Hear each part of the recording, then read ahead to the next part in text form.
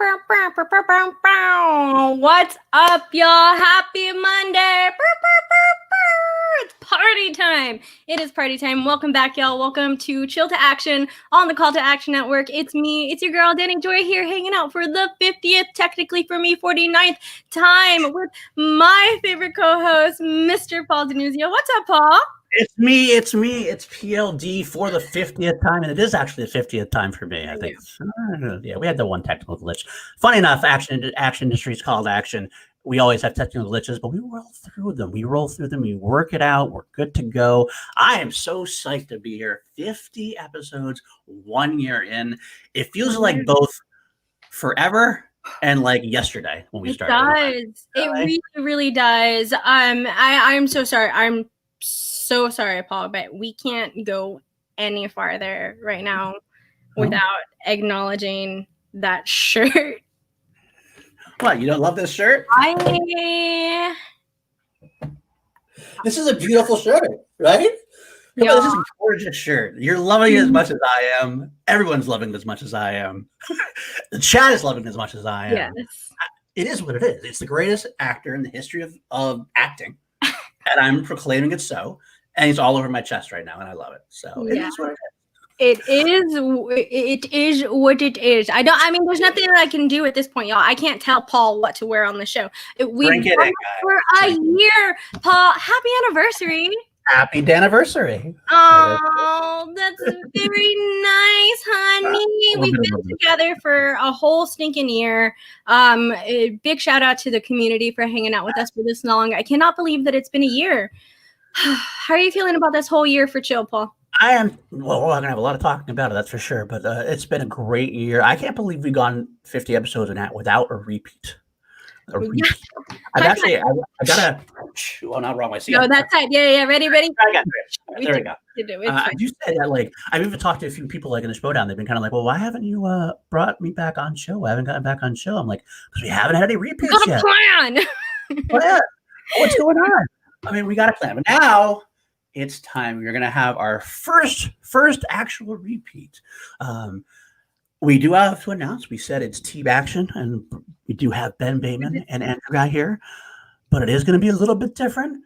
We are staggering it a little bit because we are a staggering show. So the first guest who's going to hop on is one of my best friends in the community. He is my mom's favorite person in the community. One of my best friends in the community. I've been working with him now for a long time, and I've been blessed to be working with him and hang out with him. He is probably the greatest actor in the history of the Schmoedown, by far. I think by far. And here he is, the one and only, formerly Dastardly, now maybe not debonair anymore, not quite sure what's going on. I have no idea.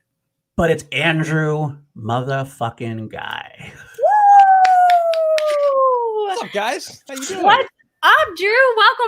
Welcome back. Yay, you are I've never seen someone so hyped for it to be Monday, but it made me feel better about it being Monday, I'll be honest. The dance, what is that called? What is that thing called?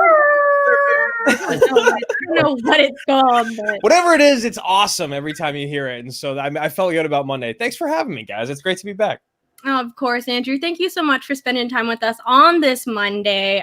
We really appreciate you being the first person, officially, the first guest that we've ever had back on Chill to Action. I have to be honest with you right now, Drew. I'm usually super prepared, but I think the one thing that I did not prepare for was I feel like I can't ask you the same question that I ask everyone usually. First. What's that? Oh, yeah. I mean, obviously, you guys know exactly where I lie. We'll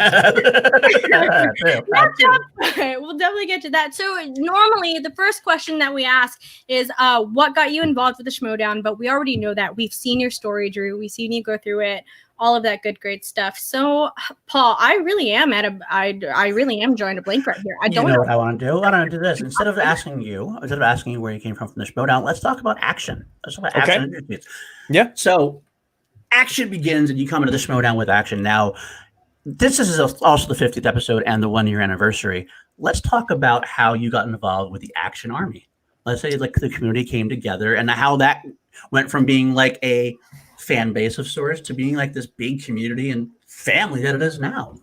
Yeah, I mean, I guess the biggest thing for us was kind of always having this group of people that were always in our corner online, right? Like whether it was on Twitter or on Facebook, there was this group of psychopaths that would go to war for us always.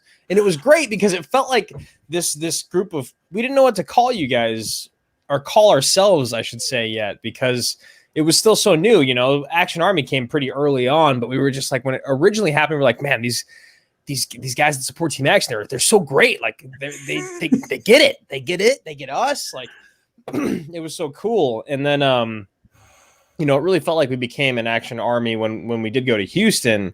But I think for me, originally, it was just all about having this group of people that it felt like they supported us and they understood where we were coming from, because even in the beginning, it didn't even feel like our competitors felt where we were completely coming from all the time. So it was a lot of people that it was even some people that hated us. Some of our favorite comments were, "I love to hate you guys." And like, I wanted that to be either, I wanted you to either love us or I wanted you to love to hate us. And it was so cool to start to see this group of people that, you know, a lot of people in the Action Armies, they'll tell you to this day. I mean, I think Jerry M will tell you, like, I've left bad comments on your old videos because I used to hate you guys. And like, yes, dude, good. Do you know how much money? No, I'm just kidding. Paying me. No, it's like, but Jerry's become a good friend of ours. Like, I know Jerry very, very well. And I know a lot of the generals and a lot of everyone in the Action Army so well, and it's all because it started with this group of people that either hated us, loved to hate us, or loved what we were doing, and then it became the Action Army. I think for real in Houston, when we it really felt like we became a family there. It really did. It was so many like names to faces, and so many of just like, it's like maybe like a high school reunion, or when you see someone that you grew up with, right? You get together and you're like, holy shit, I know you guys are just like, I know you. I know you. I know what you think is good. I know what you want to talk about. I know what movies you like. Like that was the Action Army for us. And honestly, through the pandemic, thank God, it's been so good to have the Action Army. Not just because it helps, you know, with our YouTube channel and it helps with our Patreon, but because mainly, like, thank God there's this group of people to like hang out with for 7 months now. You know, whatever the hell it's been. Like, thank God we have the Action Army, because if you want to know really what it is now, it's like they're just, you guys, we're just a family. We're just friends and family. That's it. It really is. I mean, Houston, you said it best. We said it before. Houston was always the place where it kind of solidified. We had that group before and we talked to each other, but then like, also, we took that leap of faith. And I think it started when, like, you know, Billy and I, for example, who is hanging out behind the scenes right now, he's going to be showing up later on. Not to split. He's sharpening a knife. Like, what is he doing? He's just back there sharpening a knife. It's gigantic. It's an uncomfortably large knife. You never know. You never know when he's going to go full. So we had Billy and me, and we picked you up at the airport. Yeah. And yeah. I knew if it was like you and Billy like helming me getting picked up, I was like, I know I'm not going to get murdered by these two guys. So like, if they're in charge of the pickup, then because that was the other thing, is everyone's like, well, what do you mean you're going to get picked up by like people you met through like fans? Because I hate to use the word fans. I hate to use the word fans because I don't feel like people in the Action Army are fans. I feel like, again, like we're friends. At the bare minimum, we're friends. So like, I remember I was with John and Christian as we were walking off the flight, and they're like, well, where are you going? And I was like, well, I'm going to go get picked. I'm going to go hang out with the Action Army. I'm going to go get lunch. I'm going to, you know, I was like, I think I'm going to buy them all lunch. They're like, what? They're like, you're just, I was like, you be careful, man. You be careful. You never know what's going to happen. And then like, I don't know. It was just one of those things where from the very beginning, we just knew it was going to be awesome, even if Billy is sharpening a knife backstage right now, even if it is still a little weird. He's a little crazy. He was driving the Belford bus, and it was all good. Yeah, the Belford, dude, what a legend the Belford bus was. That thing was so clutch. There's no legend like Billy Belford. No. So Houston was my first live event. Houston definitely solidified the Action Army, and it was a big thing for C2A in Houston also. So, but just overall in general, the fan base has been so nice to get to know very well. I can remember a very long time ago being inside of popcorn talk chats and seeing the name Alex McFarland in there, and I remember like, dude, that guy is one of the best fans we've ever had. He is so supportive. I remember finding out that Alex was a girl, and I was like, I have to be her best friend. Oh my god, Ben and I were like, what the why? What? I mean, like, I guess it makes sense because like 98% of our audience that was vocal at that point were men. But it was just like, I remember one day she said it and like our world was shattered, like shattered. That was like the other day again when it was like, you know, Danny Coast. Danny Cost. It was like he had to like remind us again, like 3 years later, because it was like we had it perfect for years, and then one day one of us said it, I think, the wrong way, and the other one, I think they forgot. I think we forgot the same day or something, and then all of it, like 3 years later, it was like, hey guys, by the way, it's not that. It's not. It was. So there's been a couple of moments, but yeah, when we found out Alex was no longer a man, that was one of the big ones. Yeah. That took a week or two, I think. A couple times he slipped again. He's like, I'm a girl. And I still did it a couple times. Yeah, I definitely still was like, yeah, he's one of the best guys we've ever had in the chat. She'd be like, fucking, I'm a girl. I can just hear Alex saying something like that, and it just fits so well, and I love it so much. Big shout out to Alex McFarland, Shawshank, hanging out. And a big shout out to Danny Phantom there, call sign Danny Phantom. That's Danny right. Danny Coast.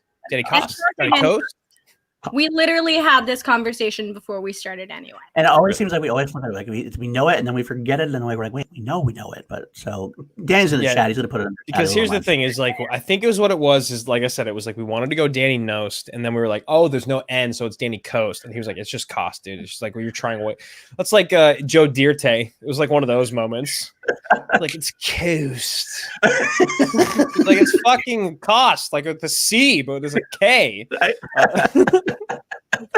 Anyway, well, my name too. For earlier, I never even told you how to pronounce my name for a year, and then I just came out with it one day, and you guys were really freaked out. Well, my favorite thing is that Ashley knows so much. My girlfriend, she knows the Action Army is basically just, she knows everyone. She knows, like, she's like, oh yeah, what's going on, Danny? Oh, you're going on with Danny and Paul tonight? Oh, great. Oh, Billy's there. Oh, like all of it. She like knows. And so one day she was like, why do you say Denuzio? It bothers me so much, and I haven't been able to say anything because I figured you know what you're doing. And I was like, I'm so glad that you care enough to have paid attention to that. But it's correct. Okay. Okay. And then I remember when we were hanging out with you and Kim, we all went out to dinner together. Kim was like, I still say Denuzo because there's no I there. And I Ashley was like, thank you. And I was like, it's his name. It's like, he's the only person that gets to have an opinion in this conversation. She will always say it because she doesn't want anybody to spell it wrong, and I get it. But at the same time, I get it. Anyway, so yeah, pronunciation has never been a strong point in the Action Army for us. That is very true. And it says sorry with her last name that we had. I think that took us another. Dude, Laman Maki. I mean, we got there. I feel like we got that was one of the weird like blackout Will Ferrell moments. I think we said it maybe the first time. Maybe I'm forgetting completely though. Maybe I did. Maybe it was not that. Anyway, but yeah, Houston was when we finally kind of. It was like when you hope that everyone's going to be as awesome as they are, and then you get together and you're like, oh yes, this is exactly what it should be. This is exactly why I think all of us miss live events so much too. Right? It was what Houston was. Before the shows, after the shows, like everything, you know, it was just because, you know, I had maybe I should have stuck to my plan, but I had a plan the night before the match. Okay. You did. It was to watch maybe Ellis's show and then go home, but I didn't even technically have a ticket to Ellis's show. So I was just going to leave. And I went out in the lobby, and the next thing I know, it was 3 a.m. and I was shit-faced, and I had taken so many pictures with everyone and like met, like we just hung out. Like literally, I felt like I'd finally like met and hung out with everyone there. And that was it. That was the day. That was the day. I don't know if you know that story, but because Belford, you and me went to the Cinefanatics meet and greet first. You went over to the show to watch the show because we had tickets for the second show. So you were there having a show. We were still drinking or hanging out, and we walked over. And you're there. We've seen the lobby and everything else. Well, we go in for our show. Now you're already a little bit, drunk at that point. I think already. I think you're a little bit. I was not sober. That's right. Well, we had like 14 tequilas at lunch, so so we go in. We sit down for Alice's show. I asked the waitress for a drink. I'm like, I gotta go use the bathroom. So I went and used the bathroom. I saw you out there with Rachel Silvestrini. You called me over. And we started doing shots and talking. The next thing I know, everybody's coming out of Ellis's show and it's all over. So I totally missed Ellis's first show. And everybody started yelling at me, joking, like, you didn't come to the show. Your drink is still there. But that was the epitome of the Army at that point. We just hung out. It was more about hanging out together and having fun. And that's what it's grown to and still is. Still is. I mean, the live events have grown that way. Andrew, how do you feel about that? Like for Team Action to have been disbanded for this long, and for the Action Army to still be not only a vocal presence, but like a recognized and expected presence at live events. Like, how does that personally make you feel? I mean, it's one of those really cool and like, I'd say cliche things, but I can't think of the actual cliche saying right now. But it's just great that like no matter what happens with the Action competitors, myself and Ben, no matter how bad I destroy him this Friday, or no matter how bad things went for me in Houston, things can still always live on as the Action Army. It doesn't matter. No matter whether I think the biggest thing was when there was a show, the live event. Was it New York? Maybe the second New York show, maybe one that I wasn't there for, but it wasn't Chicago because Ben wasn't compete. I thought Ben competed in Chicago. Did he? Yeah. So I can't remember, but it was one of the shows where the Action Army was the biggest representation there, and there was no one competing that was part of Team Action. Ben and I both weren't there. Christian shouted out the Action Army at the beginning of the show, the live audience. Everyone went nuts, and we weren't competing. And like that was like one of the moments where, because we from I think maybe the fourth match of Team Action, we started to say representing the Action Army, or maybe like the sixth match or whatever. No, it had to be like the fourth or something like that. But it was the moment I think for Ben and I when we noticed, because we texted each other. We're like, holy shit, dude, did you hear that? Like Christian just shouted out the Action Army and you could see them there. You could see the mob of them there. And like, we're not on the stage at all tonight. We don't matter. Like Team Action is not the Action Army anymore. The Action Army is a group. It is like it's like one of those things like where they split an amoeba. Yeah. It's just like its own self-sustaining, growing, multiplying entity out there in the world, which is so awesome. And like to hear the fact that like it made an impact on the chairman and the impact on the person that created it. It's like Ben and I don't even really take, chill is. I think this channel and this show is such a great example of something that, like, I think when it first started out, for some reason, it felt like we were so much more tied to it in the sense of like, not that we had any sort of ownership, obviously, because it was always your show, but it was like, oh, Chill to Action, that has our name in it, and like, hopefully, like they're in line with what we're doing, and there's never like it never gets weird, there was like, because we still were all getting to know each other. But then before you knew it, it was just like Chill to Action's its own show. Okay. Action's a word in the dictionary, bro. Get over yourself. Like, they're doing their own thing. Team Action is just maybe what spawned them to all meet each other. So that was also a huge kind of turning point for us, was when there was all these other action entities that had nothing to do with Ben and myself. They were just kind of people that maybe grew to know and love each other because of Ben and myself. Yeah. That's a great saying. And that's actually an interesting point by Bill right there. Just think there's Schmoedown fans who might not know who Team Action was, but actually knows who the Action Army is at this point. Yeah. Oh my gosh. And when you split, you would assume like a fan base that would split or die or drop off. They would sever, switch into like size. And we did have our own, Team Guy, Team Bateman thing. Yet it still remained like stronger than ever. We have a faction that the Action Army is almost like a faction in the Schmoedown in its own way. Well, yeah, and I think almost in the same sense of, mine and Ben's friendship. We've been best friends for so long. With any best friend you have, there's going to be ups and downs, right?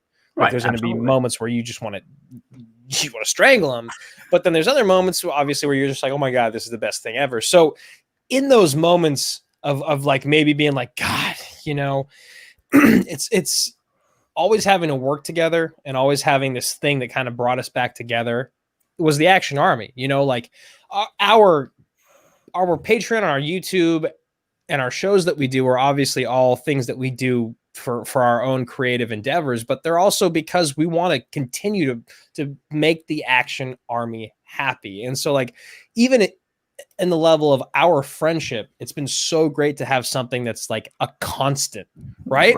Like you talk about, people don't even know who Team Action is, but they know what the Action Army is. That's so representative of what I'm talking about. It's like, because the Action Army is always there, it's always this constant. Like Ben and I could be maybe up and down, but since the Action Army is always here, we always have to come back and meet in the middle, no matter what goes on. And I think that's been so cool for not only our personal friendship, but our professional relationship as well. To have this one thing that we always have to come back to and pay respect to. And it's the same thing with my relationship with Ashley, in the sense that she's like, the Action Army is such a huge part of your life. Like whenever you, like tonight, I was like, I gotta go do a show. It's like, this is Chilled Action. And she's like, oh, okay. Oh, definitely. Go do it. Like this is, of course you do. So I think it's just been such a huge part of all of our lives, man. That's very nice. That's perfect. This community has definitely grown into something that I don't think a lot of us really expected it to grow into, especially now with the way that we've had to deal with 2020.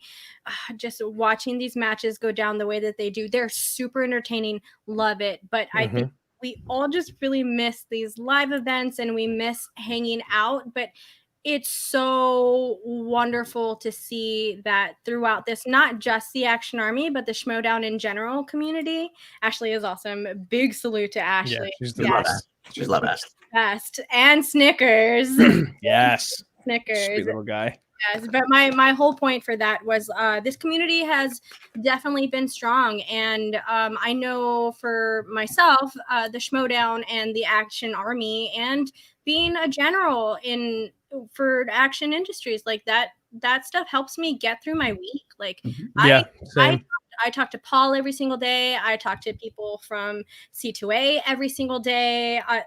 You all know you cannot turn your notifications off for that general chat for an hour without being bombarded with messages. So the idea that like the love for the community is there for all of us always is what I think.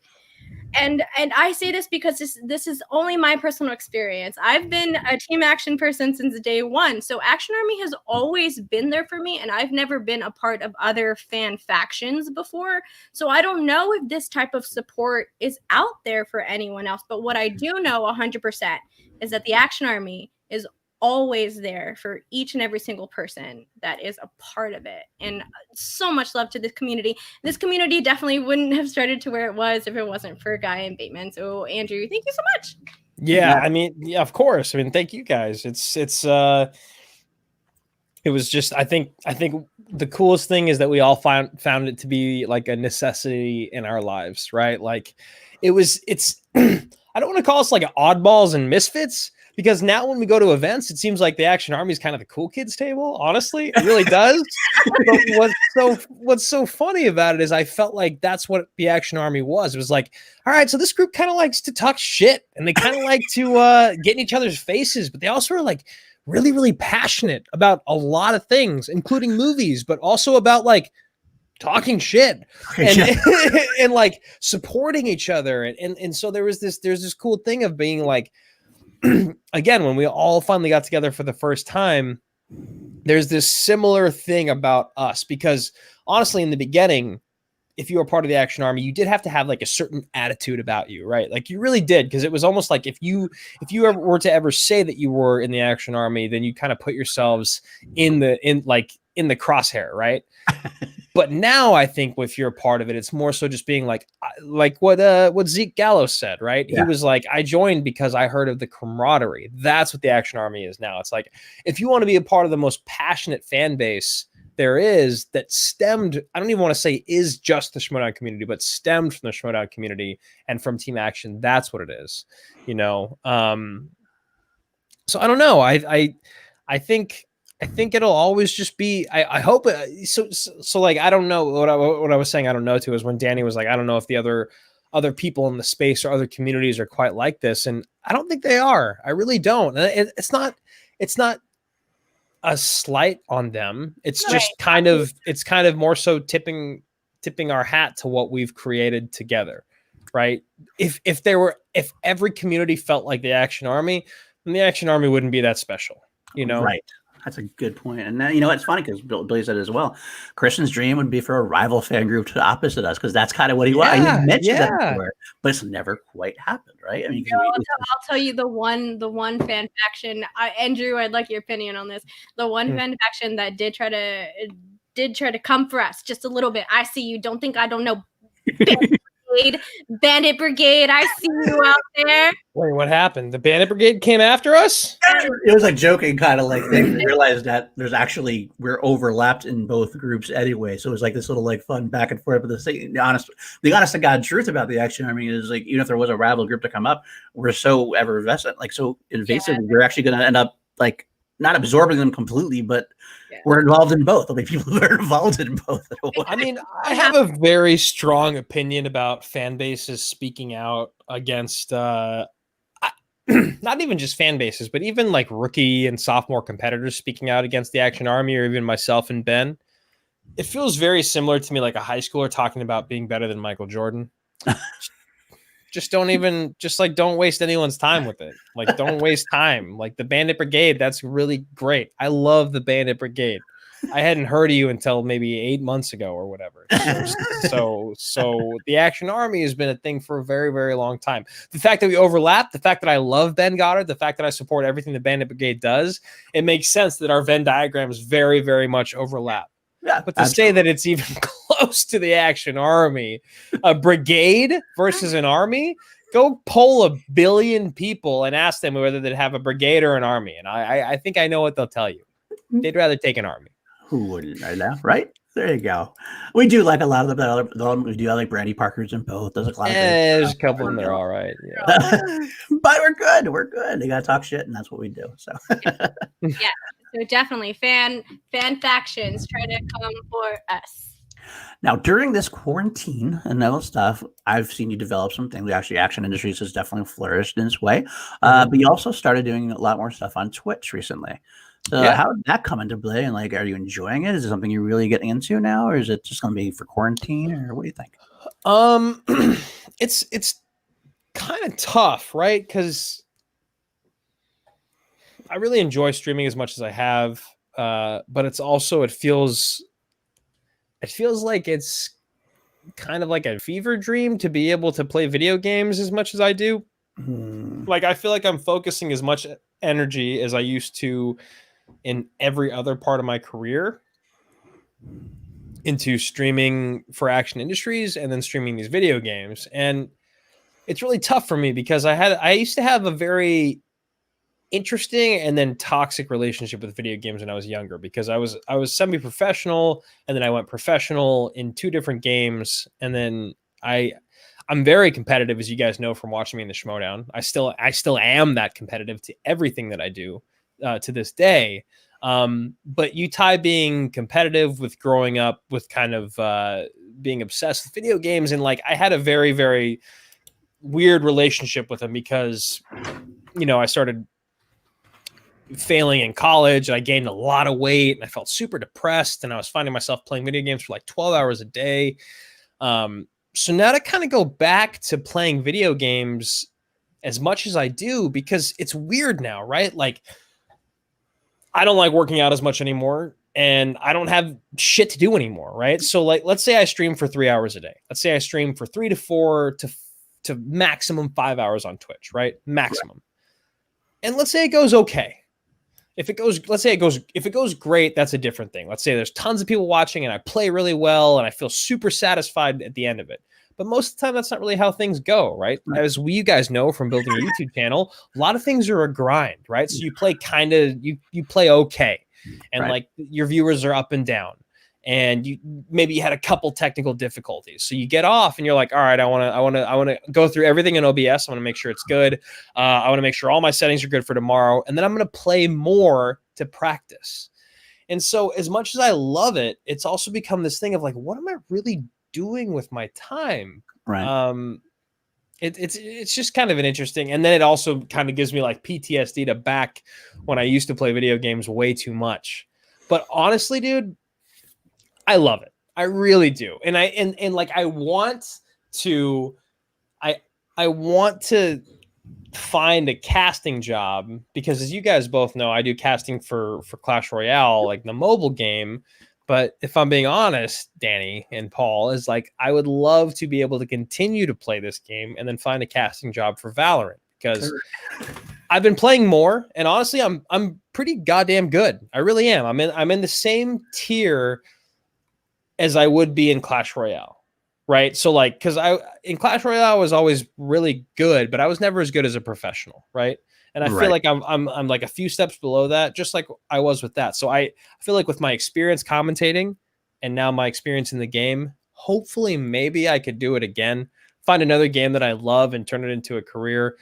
But right now it's like a love-hate relationship. Right now I'm like, am I committing too much to it? Am I being too hard on myself? I don't know. It's a weird, it feels like it's a weird time in life to figure out what you can commit to. Like we never know what's going to happen 2 months from now. Towards the end of the year, every month goes up and up, especially with acting and being a working actor in the industry. That's got to be something hard that you're dealing with, just with all of the COVID stuff going on right now. Yeah. Yeah, I mean, honestly, if I'm just speaking 100%, if I'm being 100% transparent, I feel like I've been more anxious and more depressed than I ever have in my entire life during COVID, but not for any reasons that I used to be anxious and depressed for when I was young. So when I was anxious and depressed when I was young, it was always because of like money. It was always money, right? Being in your 20s in LA and working in a restaurant, it was about like, am I going to be able to do this? What's my next job? How do I get my next paycheck? How do I pay rent? Like there was anxiety behind that, but it was also like you kind of felt alive. Right now, I have this weird like sinking thing in my chest, like on so many days, and I don't know why, right? Because like, I'll be honest. If I'm talking about my financial situation right now, I'm okay. Like I'm comfortable, right?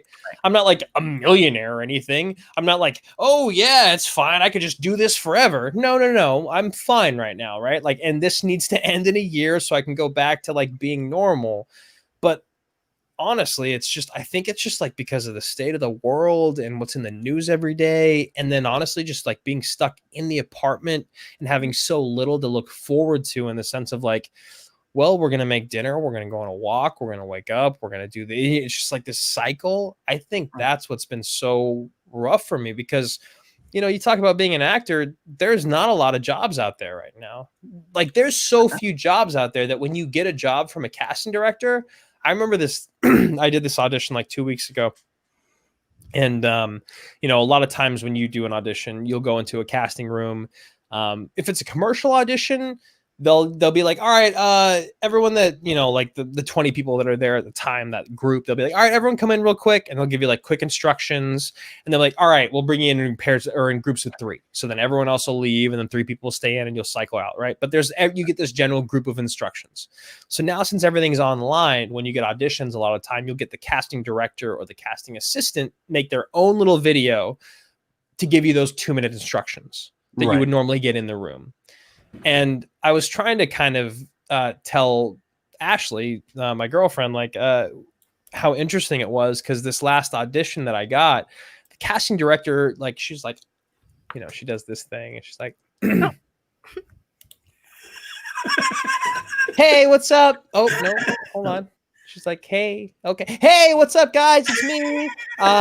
We got a job. Thank God. And that's how it started. And I was like, do you know how crazy it is to have a casting director for a commercial, not like a feature film or a Netflix series or something like that, for just a commercial, to be like, thank God we got a job. Like, it's so crazy to hear them say that, because they're usually a dime a dozen. Usually the average casting director, casting office probably has like 20 commercials that they're going through at a time, trying to cast at a time.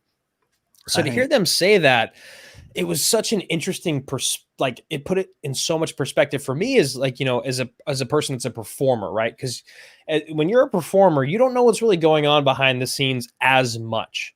You only know based off of how many auditions you're getting or how many auditions you hear about that you're not getting. But you don't really know like the production side of it. So to hear the casting director say that, for me, I was like, wow, it really is like that bad, that this woman that is the casting director of this office she owns is going to start her instructional video by going, woohoo, we got a job. It was such a trip. It was such a trip. Wow, I can't. Well, you know what? Let's talk about something happy. How is Snake? No, it's not bad. It's not bad. It's honestly not. Like, again, like I'm so grateful for the position we're in. It's just such a weird time for us creatives in LA. There's so many people that aren't living in LA anymore that are like have gone home. Wow. And they're going to come back when things kind of chill out. But it is just a really interesting time, to say the least. Definitely. Yeah. I'm so sorry to kind of derail from this, but thank you, Sabrina. Thank you so much. Girl, I do also want to say something about Brienne, my hair. Thank you so much, girl. I honestly was not planning this. It was supposed to be purple, and then as soon as this came out, like as soon as I finished it, I had to like run another color through. As soon as I finished it, instantly I was like, oh shit, I can cosplay as Brienne. I know. I actually love that color. What is it? It's like a scarlet.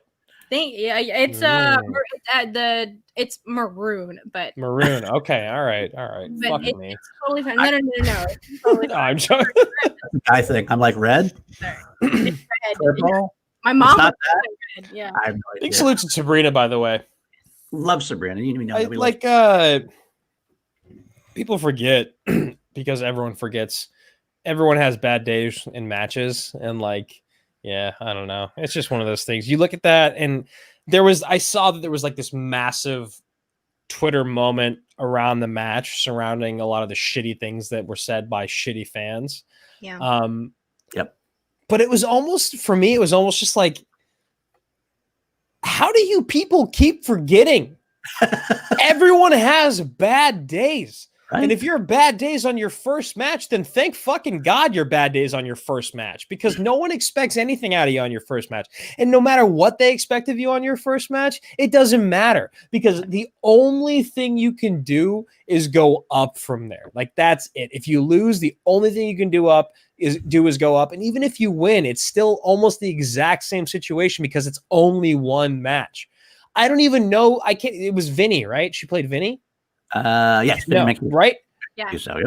Right? Okay, yes. So that's the conversation that I'm having with myself. It's not, wait, oh, what happened in that match? Oh, Sabrina played so bad. It's, wait, who did Sabrina play in her match? It's her match now. No matter how much those trolls want to shit on it, it became her match by them doing so. And it became almost a beautiful little movement in the Schmoedown by doing it. And that's what I don't get about these morons. They don't understand that every time you want to be that ridiculous, that absurd, that rude, negative, misogynistic towards anything, it's just going to make their platform go up. and you're going to get, now in this world, canceled. So I don't know. I kind of loved what happened there. Obviously, I didn't want Sabrina to lose. I was rooting for Sabrina, but I think if that's how your first loss is going to be a massive moment where you have this huge group of people behind you now. Right. Hell yeah, man. Absolutely. Power to you. And thank you, Take 3 as well. The OG. Hey. The OGs. Love that. Triple OGs over there. Get it. I was saying before, we are going to be kind of staggering guests here and there. So if you have questions, you can always shoot them in there. We're going to start just throwing out questions as you need them in the chats and the super chats and the stream labs, and we'll answer them as we go this time. We did have a guest. It looks like we had someone back there. But we're gonna have to. I banned him. Oh, no, it is. You kicked him out. I actually no. There's a kick and there's a ban. So I actually think we'd have to stop the broadcast and start another one for him to come back because I actually banned his stupid ass from this channel. That is what happened. From the whole channel. From the whole channel forever. That's true. Damn it, Jared. Well, I can't blame it. Because where we stand on this. Give me a little bit of power. I'm going to take it a long way. I did do that. That's my bad. Without further ado, Christian hasn't reunited them yet in the Schmoedown. So if he won't, we will finally back on screen together, at least on call to action. Team action. It's been the boss. Bacon!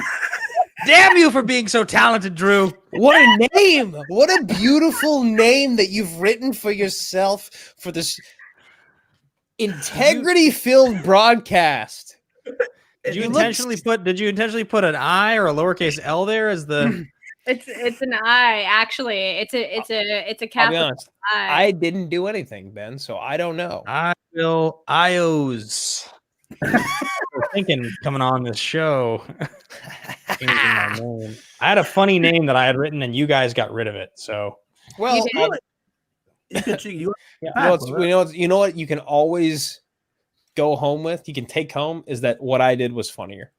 No matter how good your name was, that was better. That was a better moment for everyone. Well, I'm very proud of you guys for doing this channel, for getting here, and I'm that sounded extremely backhanded. It's not at all how I felt. I'm so proud of you guys for YouTube. No, I'm genuinely really proud of you guys. I think this is amazing. And I think Drew and I, when we got the message to come and do this, we're honored to be on here. I think, the coolest thing in the world is when we will talk to other Schmoedown people or entertainment people in our little space, and they'll say something about call, and they'll intimate like that somehow we were involved. And we'll always go like, you guys understand, that like that's not our show, right? We don't do that. That's entirely them. We don't do anything. That's totally just them.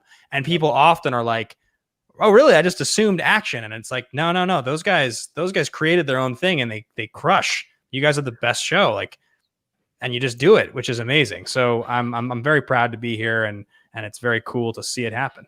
What's a young lewd? Young lewd. It used to be, I think, in your name, but young lewd, not young blood. All the way right. That's okay. It's okay. It's all good. Damn it! I misspelled it. Would you like Didn't me even to notice? I can edit. Let me fix it. Let me fix it. This is actually it seemed so cool, and then you didn't even know what it was. Young lewd. I'm a young lewd. Anyway, we got things. Look, Danny's got a schedule. Okay, Ben, please be respectful. Okay. So a big behind the scenes sort of thing, because it is our year anniversary. Just a really quick behind the scenes sort of thing.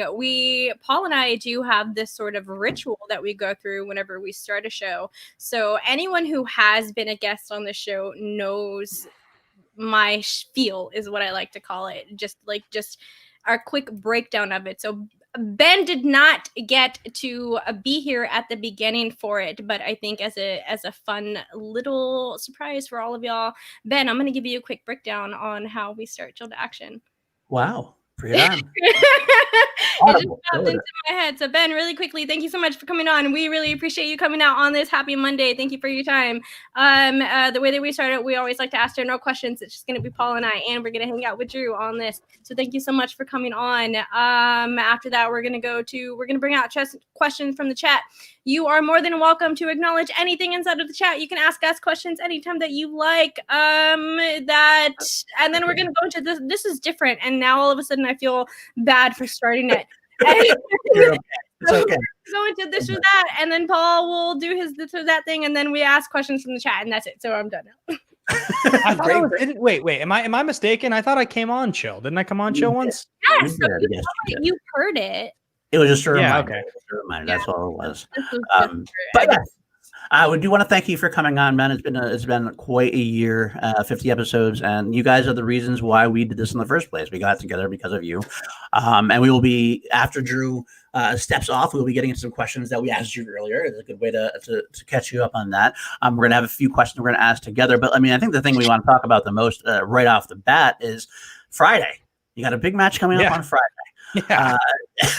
Now how did this strike you when you first heard about it? I mean, you had actually, obviously Civil War happened way back when. We talked about Houston a little bit with Drew. We'll get there with you, Ben, I believe, later on.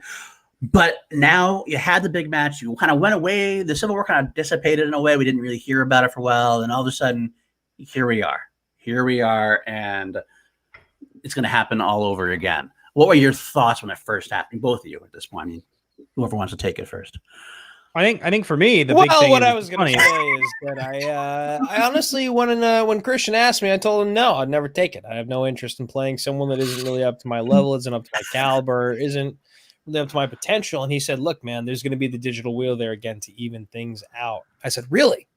You're going to put in the digital wheel once again to give Ben a chance?" Because every time I've played Ben in studio, you guys know what happened. Every time I played Ben online, which has only been.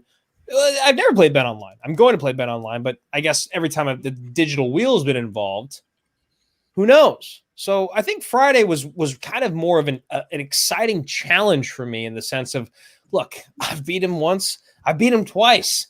Do I really want to give him another chance?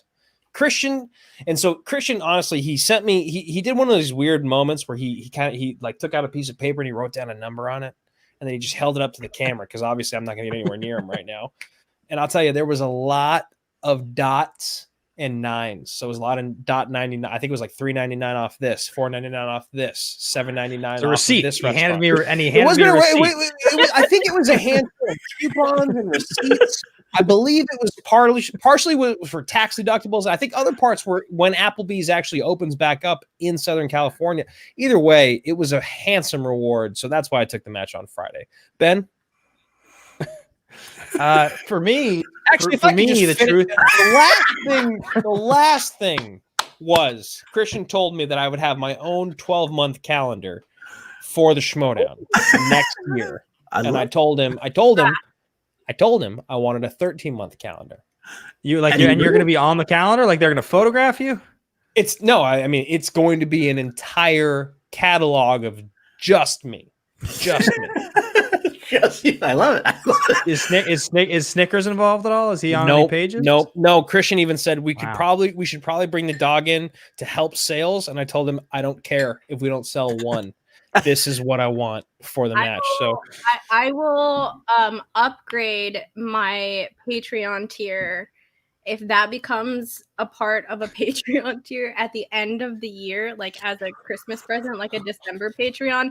I will up my Patreon. Unfortunately, the calendars, because of how expensive M. Night Shyamalan was, they're gonna be $85 for each month that you want. So you don't even have to buy all 12. It's going to be just for the months that you personally care about. It's a revolutionary marketing campaign. I'm getting April and October for me and Ashley. I'm going to get November because it has my mom and Snickers. September has both Julie and Sandra, but I just can't afford it. It's just too much. That's good. I want the Fuddruckers poster. If we can have that somewhere involved, that would be good as well. Yeah, it's a good memory. I think honestly, to answer your questions, guys, Drew and I have played a total of 3 times together in a Schmoedown. 3 times. Now, the first time we played was a match where we sort of should have been fair, and he played with a real good team, and I played with my manager. And we had never had any. Drew and I hadn't played for months, so the fact that we were actually able to come out there and compete with people that had been as warmed up as Ben and Gucci, you're right, it wasn't fair, but we were actually able to come out on top. So they won the match, and I think we all know that that's a memorable match. But then the next match was Houston, and I think hold on. Why do you say memorable? I feel like when you say memorable, there was is layered. What you're talking about? You're talking about what was it about that you match and that Drew? was so memorable? About me, you, Gucci, and Drew playing each other. You guys played great. Gucci's a legend. I had a perfect game. You guys won. I don't know. I mean, it was a good match. Okay, all right. Please continue. I apologize. The next game was Houston, and obviously, as I said earlier on Twitch, look, if you go up against any player in the league and you get spinners and they get opponents, you're probably going to win. I don't care if it's Dan Murrell playing against friggin' whoever the next rookie off the bus is. It doesn't really matter. Like, if Dan gets opponents and they get spinners and they're even halfway decent, probably they'll win. Not every time, but like, you can't really give me that much credit for Houston. You just can't. Yeah, you can give me some. I played well in the questions I got, but even if Drew played 30% better, spinners and opponents generally invalidates it. So like, it's what you saw what happened to me on Friday. I mean, like that. It just, when it happens, it happens. If you get opponent's choice, get blown out. The next match, they just beat us fair and square, straight up. They just were better that day. The family was a better team, and there's no denying it. And we wanted to win, and we didn't. We made a mistake. That's how we lost. Right. So in my mind, this could be the first match that we've ever played where it's a really actually competitive Drew versus me match that I have a shot to win. That's how I look at. I'm hoping that we go in and it goes my way, because I also know do you feel if like it goes the other way. Do you feel like you have to like prove something now in this match because of what happened to you? Are you asking me seriously? Because I think it should go without saying. I 100%. I read. Am I like your dog when you come home after a really bad day at work? Like, you stupid bastard! And you're gonna. I've never done my level of frustration. My level of frustration these last couple days is not something I have I'm familiar with in the side Schmoedown. of you I've seen, man. It's a different side. I want to smash things. I constantly find myself wanting to disparage William Bibiani in offensive ways that I realize are inappropriate. Do you know how much I know it's inappropriate. Do you know how much worse I'm going to make that for you? Do you know how much worse you're going to feel after this show airs on Friday? You are going to. You talk about how you feel right now. You are going to want it. Who knows? Who knows, man? I'm gonna have to just come look after you as a friend. Well, look, I think the last thing to point out is, and I said this again earlier, but like Brad Gilmore today on the Twitch show was like, well, when the Houston Rockets play against people who are sub 500 records, they play differently. And I was like, Brad, Andrew Guy's played 5 singles matches. He's won 3 of them. He lost to me and he lost to John Roca. That's it. He's not a sub 500 player. I think I'm pretty fucking good. I have to be honest. I think I'm a good player. So I don't really put myself at like a lower tier than Roca per se. If my record was 3-2 and those are the players I had lost to, I would hope the person I was playing against was like, yeah, this is pretty real deal. I've never beaten Dan Murrell. And when I played 5 matches, I was 2-3. So the idea that there's any sense of advantage because I'm a sort of better singles player is like a tough 5 and a bad spin, and it's over. So I like definitely have something to prove, but I also think that the narrative that somehow that's ridiculous. I didn't beat Dan. No. Straight up. So, man, you guys, the whole idea of Ben versus Andrew part 2 for the Action Army is a big thing. But I am going to just quickly pivot to something else that I think is another big thing inside of the Action Army / call to action crew. And for everyone out there it fits. But also I think we're ready for the next segment that usually plays on the show, but because of time and stuff like that, we're going to It's okay. I got this it. Is the behind the scenes video of Drew's calendar photo shoot. This is the video footage. I'm gonna let Paul take over from here. Go for it, Paul. It's very wet. Until Civil War, when the Civil War started, the Action Army was divided into 2. It was divided into Team Guy and a Team Traitor. I'd say let's call it what it is. So unfair. It became a thing on Call to Action where it was, or Chill to Action actually, where we would ask everybody what side they were on. The chat can always, if you're in the chat, you can throw out Team Guy, Team Traitor, whatever you want to do. But we decided that for this show, we're going to see a compilation of what all your peers have said about you and see what teams that they picked. Oh, I'm going to take notes. I want to take notes on this. Without further ado, just show me the Bibiani footage. That's all I want to see. Just show it to me. The footage. That's going to be very wow. very Look at that. This is also a big thank you. Who's that chick? Who's that chick on the right? To everyone who has this is a big treat for y'all. As everyone who is in the chat knows, Team Guy versus Team Traitor is a big thing for this or that. So this is a big thank you. And I will say, one more precursor is that even though we are our 50th show, there were a few abstentions and things like that along the way. So it doesn't quite add up to 50, but it gets pretty close. So without further ado, let's roll the footage and see what everybody else has to say. Good luck, guys. We'll see who wins. Who really wins? Team Guy. I like this is unbiased at least. So let's see what's going on. Yeah. It's super unbiased. Super. You can tell by the pictures, honestly, because we both look so nice. I'm Team Bateman.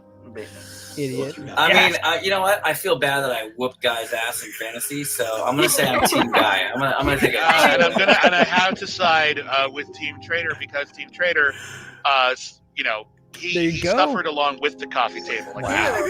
Clearly, Kind of true. come on. I'll go with Bateman because he hit the other guy with a chair. Wow, both those assholes.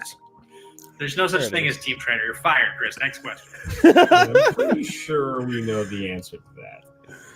I hope that I'd 4-4. dies in the Schmoedown. I was gonna say the same thing. Team Guy. Yeah. I'm always Team Guy. Mike, There it get is. out of Team Guy here. all the way, right? Come on. Team Traitor. But today I'm Team Bateman. You're an idiot. Who the hell was that little girl? I don't know if I can. Wait, what did Chandru say? I'm happy for his title. Team but Guy. I think I have to be Team Guy for the purposes of this. Oh, come on, Yes, dude. But like I said, we Don't even talked about. talk I gotta to go these Team people. Traitor with this man. You're an idiot, dude. I'm on Team Traitor. You guys measuring too. But how do you go against Ben Bateman? I mean, the current singles Nice. champion. I'll be honest, I don't even know who that is. Team Snickers. This is great, y'all. I'm Team High School Football. Yeah! Because I know where my bread is buttered, and I don't want this stream to go down. I'll go Team Guy. All right. Yes, because he knows I would have murdered him. It's tough, Team Bateman. I'm always Team Traitor, whatever you want to say. Yes. My boy, he's on my faction. Dude, I'm so glad that John's not on our team. I am Team Guy. Yes! I'd be Team Guy. Andrew Guy. Come on, movie guys. So I'm gonna have to go with Team Guy. I don't know. Get the delinquent. Like he's adorable. You see those dimples? It's Ethan, ridiculous. get outta here. How can you Ethan manage Irwin that? calling me adorable is Guy. maybe the best thing I've ever had. That sounds so angry. So I like Wait, you had Brett and the flirt blouse. The flirt blouse. Two different You really gotta go with. You have to go with. Guy. I mean, look, he got me. Come on, Gucci. That would be Team Traitor. I mean, I have to go Team Traitor. Oh, shut up, Yeah, Tim. some You don't points even back. play in this I'm gonna be the showdown. unpopular opinion. I'm gonna go with Team Traitor. I'm gonna go with. Yes. I knew I never liked RB3. That's a good strategy. What did that old woman just say? All I know is only one of them could beat Aunt Merle. Oh, all right. Well, never mind. All right. Let's say Guy.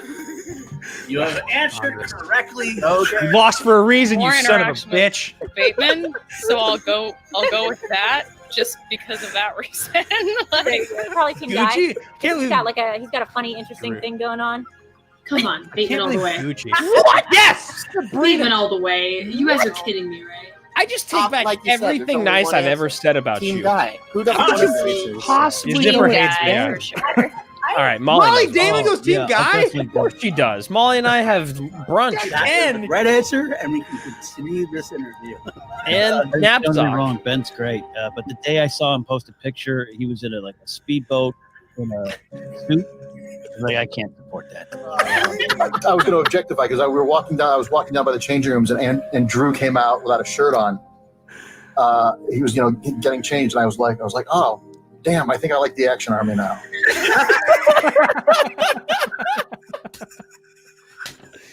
Dude, how did you guys get the score for Friday? What the hell? Drew, I Guy. got fucking destroyed. 30-17. Well, I mean, honestly, how the fuck did Gucci vote for you? What an asshole! You know what is the matter with that guy? I don't know why I'm so offended by Sabrina picking you. I think maybe it's because I just spent so much time talking about how great I think she is, and then I was like, I like painted this picture in my mind. I was like, well, that Sabrina that made that video knows what this Andrew just would say. And then she betrayed me. She betrayed me outright. It's a factional thing only, I think. I think she had to. She's contractually obligated, I think. As far as Wait, you guys are on the same faction? That doesn't matter. Gucci is his manager. I legitimately can't. I've been with Gucci since before Riley you guys is his teammate. I don't know what Riley and Gucci voted against me. That's absurd. I don't even know how that's possible. Hey, it is what it is, my friend. That's where they really. That's where it really lies. That's where they really love Team Guy. 100% honest. You guys need to send the beginning of when you started that video to the end of this conversation to Christian, because it needs to go into something. It needs to. That was brilliant. I have to say it was as funny. It was as funny as anything I've seen in a while. That was one of the best things I've ever seen. I love you guys for that. That was so. And honestly, even if I know that I would never lose that, but even if I did, I still would have enjoyed it just as much. It was so good. It was such a fun time asking all the questions and getting it. And thank you, big thank you to Jake Acavetta, who I pulled the clips and he got to put it all together and put it to the music. So Jake really did a slam bang job. Artab's legend. I tuned in. I mean, I tuned in the chat for a handful of those. I remember when the movie guys both picked against me. I was not happy about that. I seem to actually remember I might have even been in the chat when Gucci picks against me, and I think I called him the next day and was like, "Are you fucking picked you? Are you fucking kidding me, Gucci? Are you really serious right now?" Those are the two that I definitely remembered. I can just imagine Gucci be like, I mean, come on. What do you expect? It's not chess. It's not chess. It's checkers. You know. I can't remember, but what I think I recall Gucci saying was Drew got him his mask back, so that's probably what it was. Yeah, it was around that time, probably. Yeah. It really was Recency bias, as they say. Also, who had an hour into me busting into tears? Who had an hour? Because that's what happened. I honestly think I had a couple tears. That shit was so hilarious. That was so wonderful. Love it so much, guys. Love it so much. I went real quick. Super chat. Gallup goes, Danny losing it is giving me life. LOL. And I do know that he actually put a super chat earlier. Kind of lost it. It just said just saying hi to everyone. Galagos just saying hi everyone. Galagos, love you, brother. Love you, brother. Good to have you in the show. Big love to you. I mean, you picked Team Guy, so you know. I see Sabrina hasn't said anything in the chat since her big misstep. No surprise there. Actually, funny.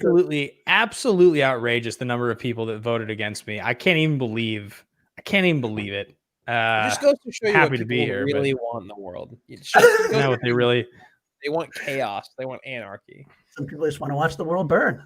They want a guy calendar with only 5 months available. That's just for the average $250,000 salary American that can afford 5 months. Okay. Yes, this will definitely clipped out. We'll send it out and make sure everybody gets to take a look. Alex is very hit. That is. I was legitimately. I was thinking the whole time. I was like, maybe it's 50-50. I was like, oh, you know what? Maybe people have common sense. Maybe I'll win like 16-14 or like whatever it was. Like, I was, maybe like 27-23. But like, no, I got waxed. That was horrific. I lost like fucking idiots. I'm done. I'm leaving. I'm out of the show.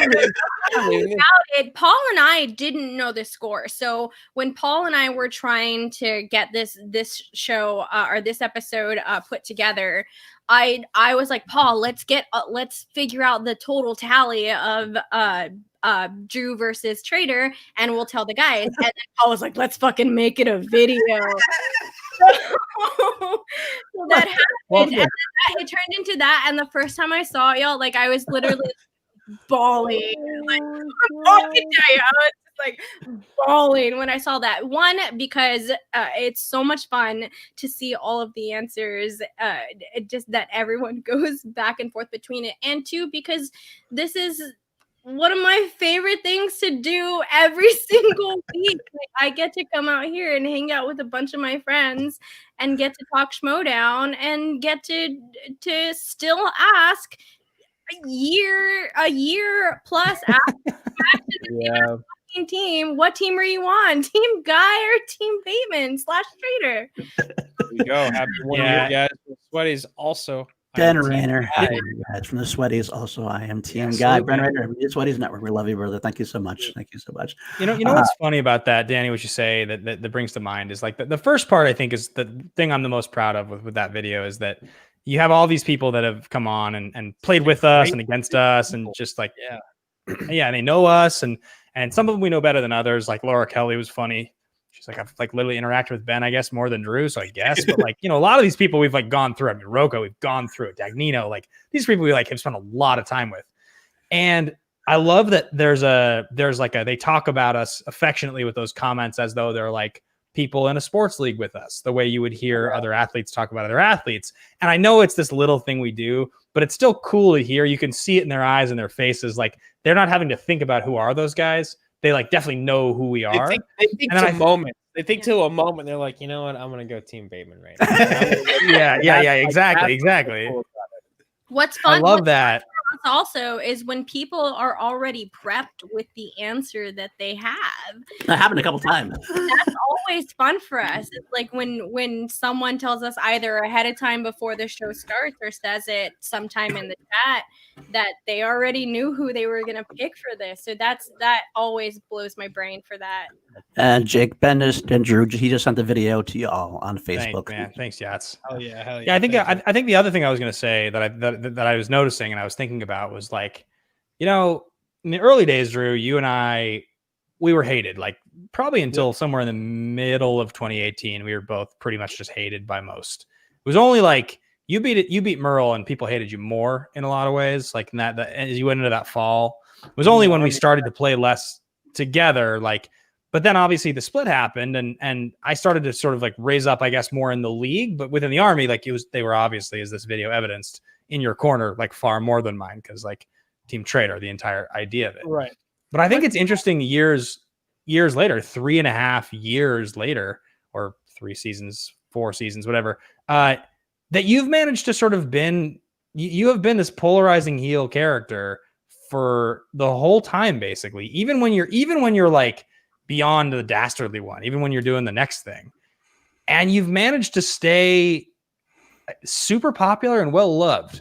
I was just thinking about it as I was watching the video. Like, it doesn't matter how much of a prick you are in the matches, doesn't matter how outrageous you are or what you do, doesn't matter if you win or you lose. For 3 years now, you've managed to maintain it while still having this like edge.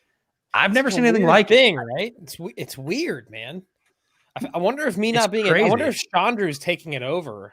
I wonder if his like evil energy is taking it over, because that's like I think about what he's doing right now, and I feel like he's probably the way that a lot of people felt about me when I joined the league, except for I never won a belt, right? But he actually won a belt and is just as like cocky and is talking shit on Twitter, and it's just interesting.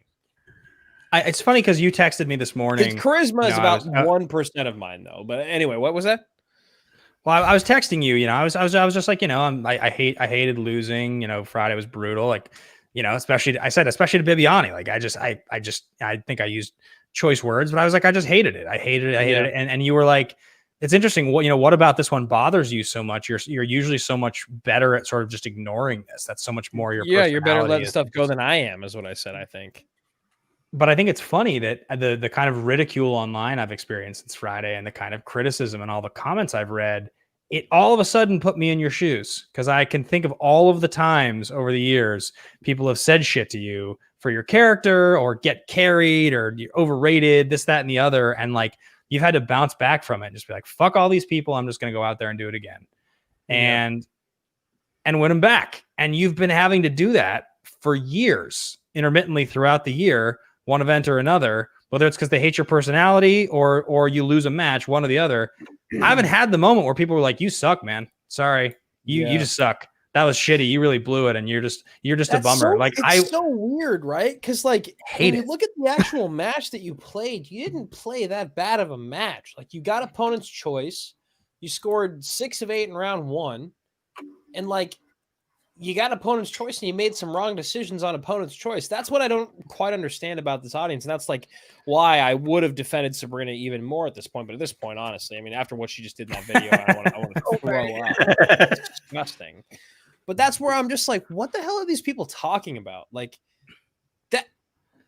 So you get like, you don't make it that far in round 3. You get TKO'd, you get KO'd, you get whatever it may be, whatever even happens. Or let's say you even go to question number 5, but now they know what you're thinking. Now they knew who was wrong in round 2 and who was right in round 2.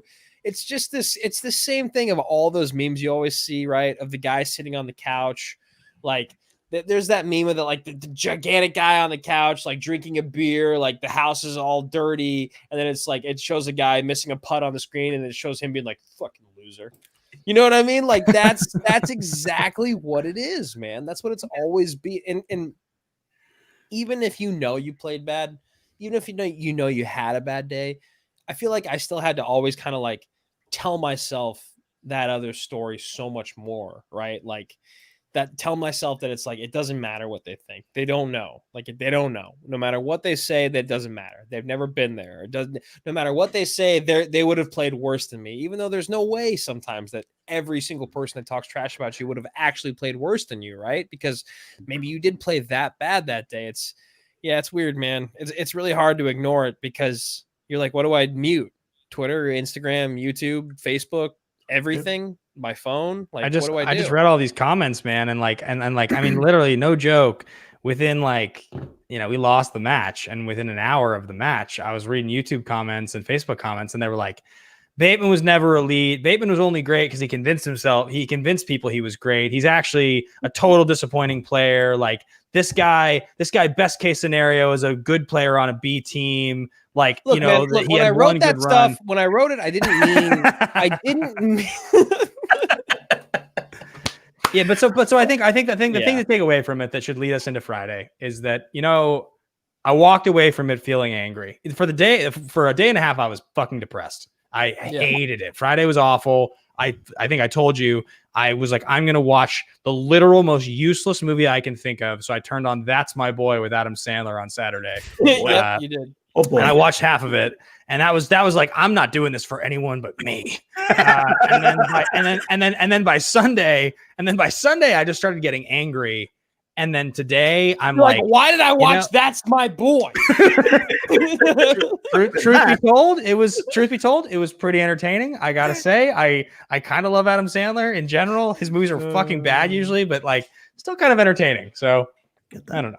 No, but you definitely deserved it. That mindless watch is definitely deserved after not only the season that you've been through, but like but as much as we give you shit for the podcast and for the channel and being the Action Army and stuff like that, calling you traitor and stuff like that, we still always have love for Ben Bateman here. Don't ever get that wrong, y'all. Like I never feel disrespected by you guys here ever. That's never. I mean, this is all in good fun. And the traitor stuff is like, Danny, Paul, we should work on that.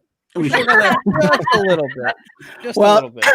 I know, Drew, that you got to go. You gave us an hour, and we kind of already gone over your time, so I really appreciate you sticking around for that. I do just want the one Streamlab that was thrown in there just for you. Matthew Dawson donated that. I wanted to ask quickly for Andrew Guy, who do you think is running the Schmoedown, and why is it Snickers? Oh no, Matt! Come on, man. Thanks for the support, but never blame. The only thing you ever blame on Snickers are farts. That's the only thing, man. That's the only thing you blame on Snickers. That's it. Otherwise, I already know. You know what? You know what? You guys saw me on Twitch today, right? You saw what you saw. I did. I know who it is. I know who it is. What are you laughing at? You don't even know who it is. I know who it is. I do want to say, I did sneak into the future, our time travel machine. I did get a picture of the future after Spectacular this year. I'm going to put it up right now before Drew leaves. Oh my god, dude. Yeah, I remember that happening. was a I should good never time. let you. I should never let you touch that bill. I'll be honest. That was the first night I drank White Claw, and I had a lot of them. It was a good time. It was a good time. I was the DD. You got to go for it. It was a good time. Okay, right, I love you guys. thank Thank you so much for having me on. Honestly, and Bateman, as much as I just I'm gonna destroy you. I am going to destroy you. You are gonna look so dumb. You think this last match was bad? You are going to hate yourself when you wake up Saturday morning. Friday, guys. Here's the thing. Friday evening, after the match airs, tweet at me. I will DM me. I will give you Ben's phone number so you can text him because he cannot ignore text. Okay. He can turn off Twitter. He can turn off YouTube and Facebook and Instagram, but I can send you his phone number. Okay. So Friday, please guys, hit me up. I love you all. Big time salute. Big time salute to the Action Army. Big time salute to Chill. You guys, big time. This is huge. Ben and I have done only, I guess what, dude? One show we've actually done for more than a year. Is that it? Yeah, Just the one, right? Yeah, just the one that stayed on this long. Yeah, For absolutely. AI, yeah. I mean, No, the only show no. we ever did for longer than a year was AMA. That's what I mean. Yeah. For us, that's what I'm saying is we've been together for 5, almost 6 years professionally now. We've only done one show that's lasted over a year. So big time congrats to you guys, man. That's massive. Yes, 5th anniversary there. That's the That's the OG show. So proud of that show. All right, guys. I'll see you. Thank you again. Thank you, Drew. Thank you so much for your time. Appreciate it. Bye. Bye, Drew. Yay! And yes, I do. I can hand it out as well. Don't worry about it. Yeah. All good. And Ben Bateman, thank you so much for coming in and hanging out with us. When Paul and I were trying to get this episode ready, we were definitely trying to think, what are we going to do for this? Like, are we going to do like a shindig? Like, are we going to have a bunch of guests on? What do we want to do? And ultimately, when it came down to it, the only thing that genuinely felt right was asking you guys to be on with this podcast. Call to Action started as a Team Action fan cast. A little bit also about C2A when we first started, when we very first started, we were almost like a kayfabe podcast. We went on there talking. I remember you guys made enemies with Roka. Yeah, did we? We actually didn't mend from that. We celebrated our 2-year anniversary back in March. We did not mend from that Roka situation until Paul, when? December, January. I think January Christian reached out. I think it was December or January, right after Spectacular. Christian brokered the peace between us, and we had to Streamlab a bunch of times on SEN Live to get through, and it all went from there. So we've definitely seen a lot of growth inside of this podcast, inside of the Action Army and stuff like that. So we did get to talk a little bit about that with Drew before that you came on, but we definitely want to know your opinion on the Action Army in general and where it's come from, where it's been, where it is now, and the stamina that it still has. Yeah, I think what it comes down to, guys, is anytime you look at an internet community of any kind, there's a fractured fan base in terms of their sort of moral and political ideals, right? You can't have everybody think the same thing all the time. So you can't expect that every single group will always rally alongside everything. But Drew and I are pretty specific and pretty unique in terms of the way we interact and have interacted for years. So when people follow what we do, there's not a lot of weird curveballs people will see on a live show or in a tweet or whatever that will be oh, I don't really vibe with that, what he said. Oh, wow, these guys are into that. That seems, kind of racist, or that seems pretty Trumpy. There's not those things that sneak through. We're pretty consistent with exactly who we are. And then even in terms of our egos, which we have egos, but we're also pretty self-aware. We're kind of self-deprecating. We definitely understand how to make fun of ourselves. You have to be able to. You can't take anything that seriously. And I think because he and I are very much that way, it means that any fan that sticks around, we make a point of trying to engage with our audience. That's important to us. It's the thing that's built the whole brand. Engagement is really what I think we can attribute most of Action Army to, is the fact that we try to get to know everyone if we can. Yeah. And when people get to know us, if they don't vibe with our ideals, if they aren't really on the same page, they kind of just go away. But that means that the core group, the core audience we have is extremely strong and very loyal, and we're kind of all like-minded, which is like why when we go and hang out in New York or wherever at like a live event, everybody just kind of gets along. Like that's I think the reason is that while we don't go into like touchy topics, we don't talk politics, that's not really our brand. We are still kind of exactly who we are on our sleeve at all times. And I think that that's the reason it's managed to be what it is. We're pretty honest with each other. We're pretty honest with ourselves, and especially honest with you guys. Like, you guys know a lot about us. Like, you guys, the two of you know a lot about Drew and I, about our personal lives. Like, you know, you're our friends. Like, we interact with you guys, with Alex, with Billy. Like, we're pretty honest. You know, if somebody texts me and says like, "What's up?" Like, I'm not going to hold back. You know. Right. And that's the way it is. It helps that most of the generals are morons. Liam Gilpin with the heat, as always. Liam Gilpin is an action legend. People don't understand that. He is actually the true heel of the action generals in the generals debate we do now on Action Industries every other week. He is a legend. One thing I did want to ask specifically, we talked to Drew about it, is it seems like the key point in the Action Army's existence or evolution, so to speak, was Houston. Like everything before that was kind of we knew each other, kind of we were getting to know each other, feeling out. But then like that night, like when we brought Drew to the airport, picked him up from the airport, and we met together, and we went to that like bar with in the ghost town bar with one bartender. The whole thing. One poor single soul. Oh my god. Which was an Action Army party for the Patreon members. I was initially when it started as it was supposed to be just for our Patreon members, and all of a sudden it just was the Schmoedown after party after that. I mean, how was Houston for you? Can you describe how your feelings were? Because you saw how it went and how it evolved from there.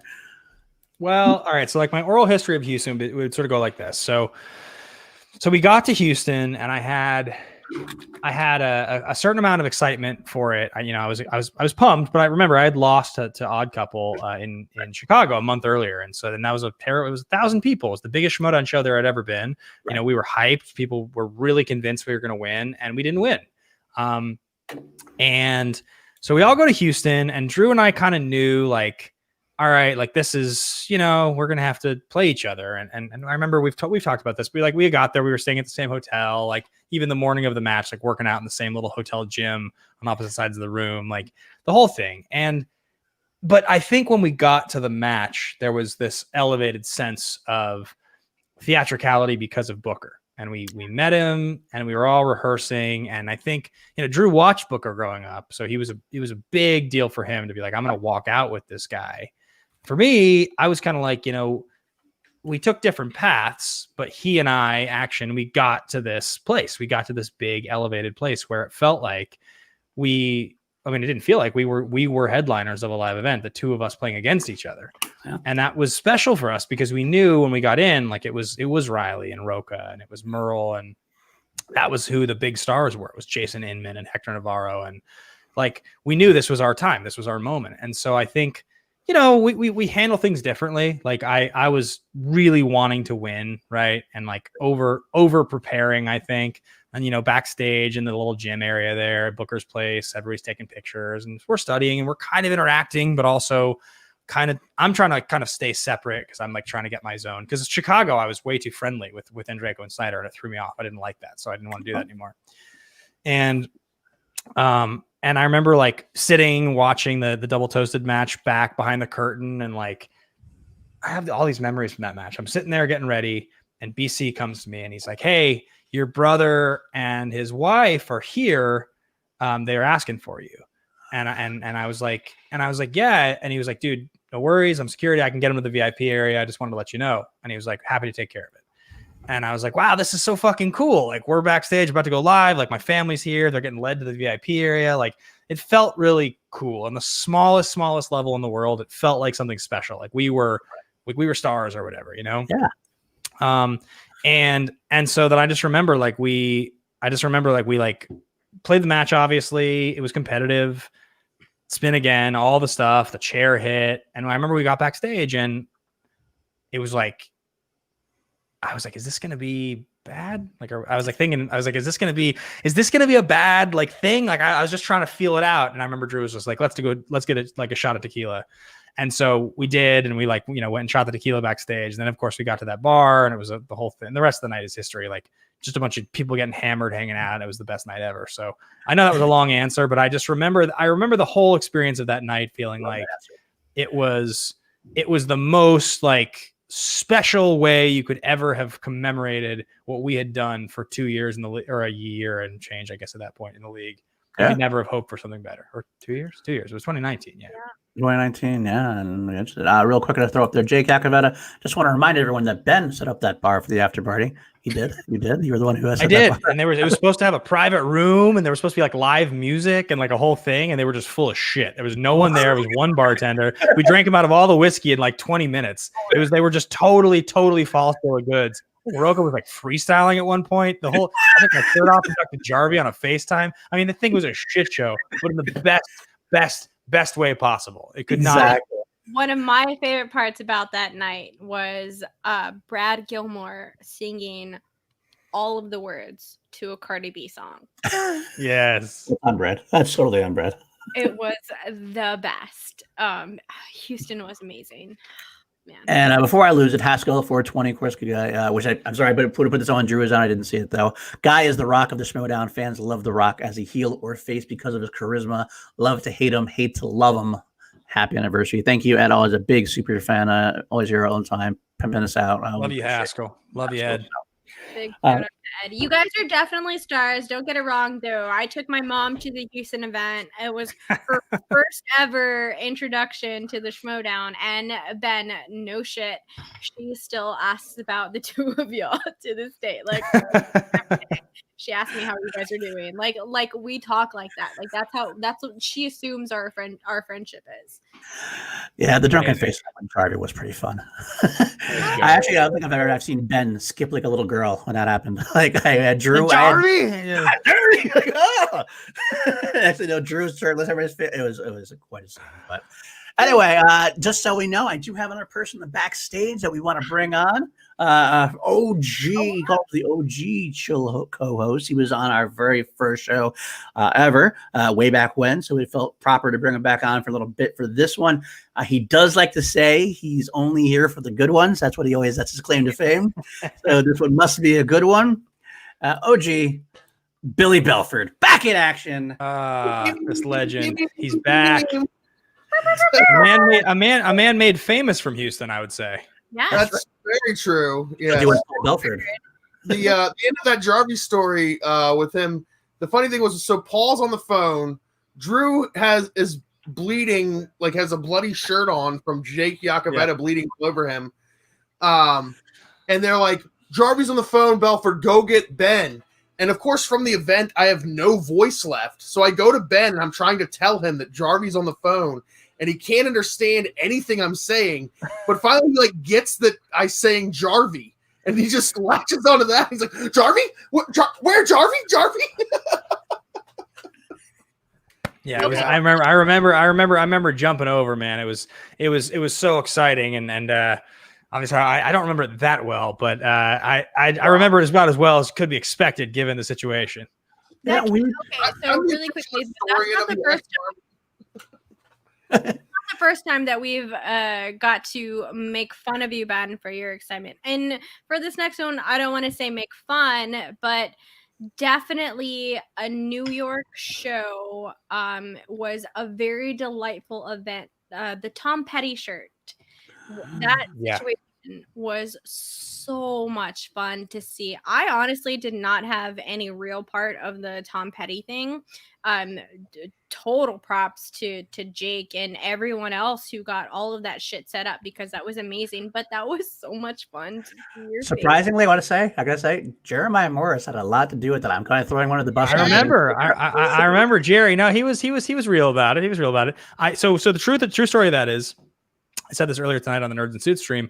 So I have it hanging in my closet. I've had it for a while, and my plan in February was like, I get this framed pretty soon. And then of course COVID hit and everything closed. So I kind of have it written down on my list of like, this is something I need to do this week. But I'm going to take the picture. There's a group of us. I think all of us were there out front of the theater of the, what is the Orpheum or the whatever, the Antebellum or whatever it was called. I can't remember the one in New York, but we're out there on the main street, and there's like 12 or 13. We've got the John Wick toy. They got us the statue back there on my thing. And And I'm holding the shirt because, I was like almost in tears. It was such an exciting thing to get that there as a surprise. It was so cool. And I'm holding it up, and I've got the whole crew there with me. Drew's there and everything. And so I'm going to take that picture. I'm going to blow it up. I'm going to frame the shirt because it's too small for me because I'm huge now. And I'll put the picture down there with the shirt, and that's going to go up on my wall. It'll be next to the Swayze collab that I've got over there behind my head. Yeah, that's the one right there. Exactly. Yeah, exactly. Yeah, so I'm going to the whole crew. I'll frame. If you really want to see this picture, it's actually the header to the C2A Facebook page. Or even better. Hold on 1 second. I got this right here. I'll just right up there. Oh, look at Paul. That was a special one. It was a special one. There you go. That is a good one right there. In fact, I don't know if I can go. There's a one later on. That's the one, yeah. There's the one that I think we actually have. Oh, look at this. Paul, be careful. I'm good. There's nothing on there. That's the shirt. I don't know if you can hear it or not, but yes. That's the video, right? Yeah. It's so nuts. But we've had the wonderful opportunity to be. Can you all hear it? I can't hear it. I want to make sure I'm not talking. You can't hear it? I can't hear it, no. No, okay. Have you ever heard the story of like what went into getting the shirt? I think so, because if I recall, there was a local guy that I knew that had the one that I wanted, but that was the one in my size. But I think then it was like a group went on to find it, but like because those old concert tees are so small, for one to fit me, you need like an XL, I think, if not even bigger, I think. And so, but I think it was like a secret thing. I don't quite recall. Yes, was like Roxy involved? Is that what happened? You were talking about on the stream that you were trying to get this shirt. You talked about it before on AMA and stuff. And so finally, like it was one of the first Action streams, like Action Unfiltered. And you were talking about it, and literally I made like a Facebook Messenger group with like me, Paul, Jake, and Jerry, and I think maybe a couple other people. And I was like, what do we think about getting this shirt? I found one at this site. And Jerry's like, oh, I'll throw in some money. And then the next thing you know, Jake's like, I bought it. It's on the way. Like, you're just like shooting like hypothesizing here. And typical Jake action of like, paid for. Like, that's a full Jake. That's a full Jake right there. That's a full Jake, yes. Not to be confused with full Belford, yes. Exactly, yes. Full Jake. Anyway, so wow, you have another super chat in there, Tim, and you didn't have to do it, Tim. You're a sweetheart, Tim. You put it in the Streamlabs. I was going to get to it, same type of thing, but you decided to put it in super chat as well. Tim Sim donating twice now to say, dropping by to say congrats on the 1-year anniversary of CTA. Shout out to my fellow Houstonian Danny, and also donate on Streamlabs, by the way. Yes, you did. Same thing. Thank you so much, Tim. And I would have got to it, but thank you so much for the double donation. I appreciate that. So, and actually, and giving a quick shout out to a double donation just because I feel like it is deserved. I started doing this thing on my Nerds and Suits stream. I'm trying to buy a Gibson Hummingbird, which is this like legendary acoustic guitar. And I decided that I'm only doing the one stream a week, but anything that I ever get on a live stream from that stream, I'm going to put towards this guitar. I'm just going to put it all on a separate account. And Billy was watching earlier and he donated, but then he was like, hey, actually, I donated to Action on accident. And then he just donated the same exact comment again to Nerds and Suits because he's a legend. So he double donated tonight, $100 between the two to get me this guitar because he's a fucking legend. And I just wanted to give a big thank you on air for that because it makes me happy. And that guitar is going to be special, and I can't wait to show it off. It's going to be great, man. I want to bring that up now. Actually, I was going to say let's talk about Nerds and Suits. Because it's a great category. I mean, you had Action Industries for a while now. I helped you, Drew, and you developed that, and I helped out, and we got it going, and we got it run like a smooth machine, I guess you could say, well-oiled machine, kind of sometimes. But now. You can be. But now you branched out on your own as well to do Nerds and Suits. Why don't you tell us how that all came about in your head and where you plan to go with it and go from there? Yeah, I mean, I think for me with that, it was years and years of hosting when I was kind of getting into the hosting world, knowing that the biggest number one thing I wanted to do forever was I wanted to do a one-on-one interview show, which I know, Danny, you relate to a lot because it was the big motivation for you to do Chill was like you really wanted to do that. And I love those podcasts. Like that's how I got into hosting in the first place was like, Mark Maron and Chris Hardwick and Bill Simmons. Like those interviews were really what I was inspired by. And so it was, I think, around the time Initially, the idea for Nerds in Suits was years old. At one point I was gonna launch it as a subsidiary of AfterBuzz TV. That didn't end up happening. There was different iterations, and it was only kind of early this year that I was like, my dream is to kind of own something where I control it, and I can do exactly what I want, kind of how I want to do it.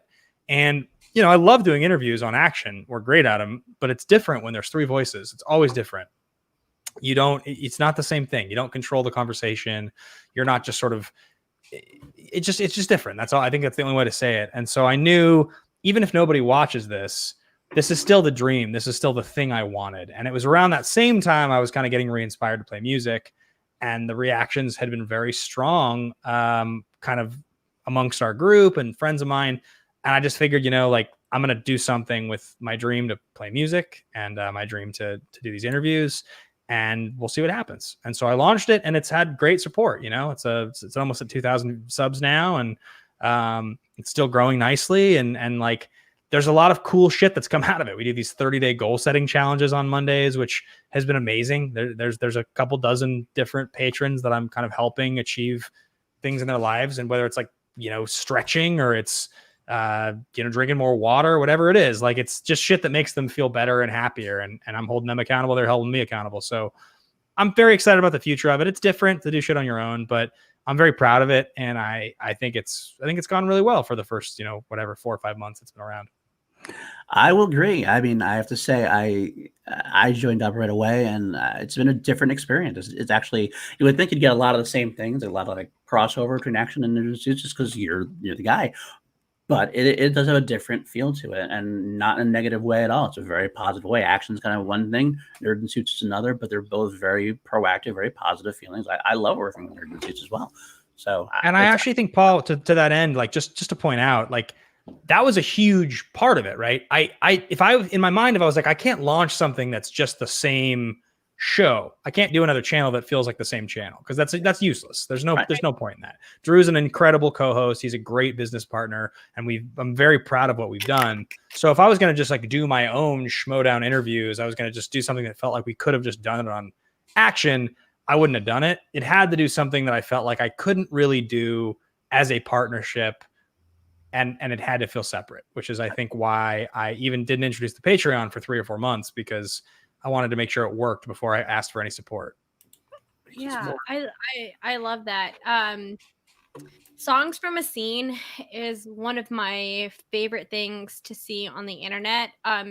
Just in general, honestly, not even just because we have a friendship, Action Army, any of that. Like, Songs from a Scene would genuinely be something that I would accidentally stumble across on YouTube and instantly subscribe to, because that's such a fun concept for what you're doing, because not only are you implementing what you love to do by putting the guitar and singing and doing all of that stuff, but you're also getting to add a little bit of insight from a movie perspective, which is so much fun for me as a fan, just because I know your history. Like, it's super fun for me to see that. But that's one of my favorite things to watch on the internet. It's genuinely one of the things that I look forward to. Any single time that you come out with a song from a scene, all of us end up, Paul knows, Billy knows, we all end up talking about it inside of the chats afterwards, because not only does that do something for you, but like, it also allows us to have a movie discussion, because that's how we all relate to each other's movies.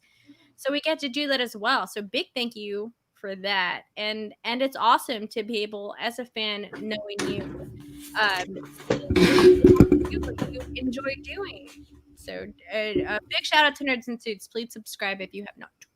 Definitely. Thank you. Yeah. That show's been on a small hiatus, but it's coming back soon, and I really appreciate that, Danny. I agree. It was a combination of music and movies, which is a rare thing, and something I was very proud to do. So thanks. I appreciate you saying that. Absolutely. You're also clearly a big fan of Chill to Action, because you launched your own version of Chill to Action, a great conversation. Yeah, right. I was very inspired. I'm not going to say that you stole the idea that I stole from Christian, but you have John coming up, I believe, next. John Scheck. John Scheck, yeah. John Scheck's our guest this week. He's my good buddy, and he's. Say what? I said star as Jonah Hex on Jonah Hex, and he's in that thing you do and a bunch of other cool shit. And John's great because the most fun thing about talking to John is that he's in a few things people recognize that are like a big deal, but John's been a consistently working actor for 30 years. Wow. Little less, and he's been working in major projects for a long time. So I remember when Bill Paxton died, I called John, and I just remember he ignored the call and he texted me and he was like, "Hey man, I'm sorry, I can't talk for a couple of days," because he had just worked. He'd worked the year before with Bill on something for 6 or 7 episodes, and they'd gotten really close. And he tells all these stories about Michael Mann trying to cast him in the mid '90s. Like he's like one of those guys full of stories. In the mid '90s, they used to he was asked by his agent and her agent, I think, to go to events with Ellen DeGeneres before she had come out. So they were like a thing, a public thing.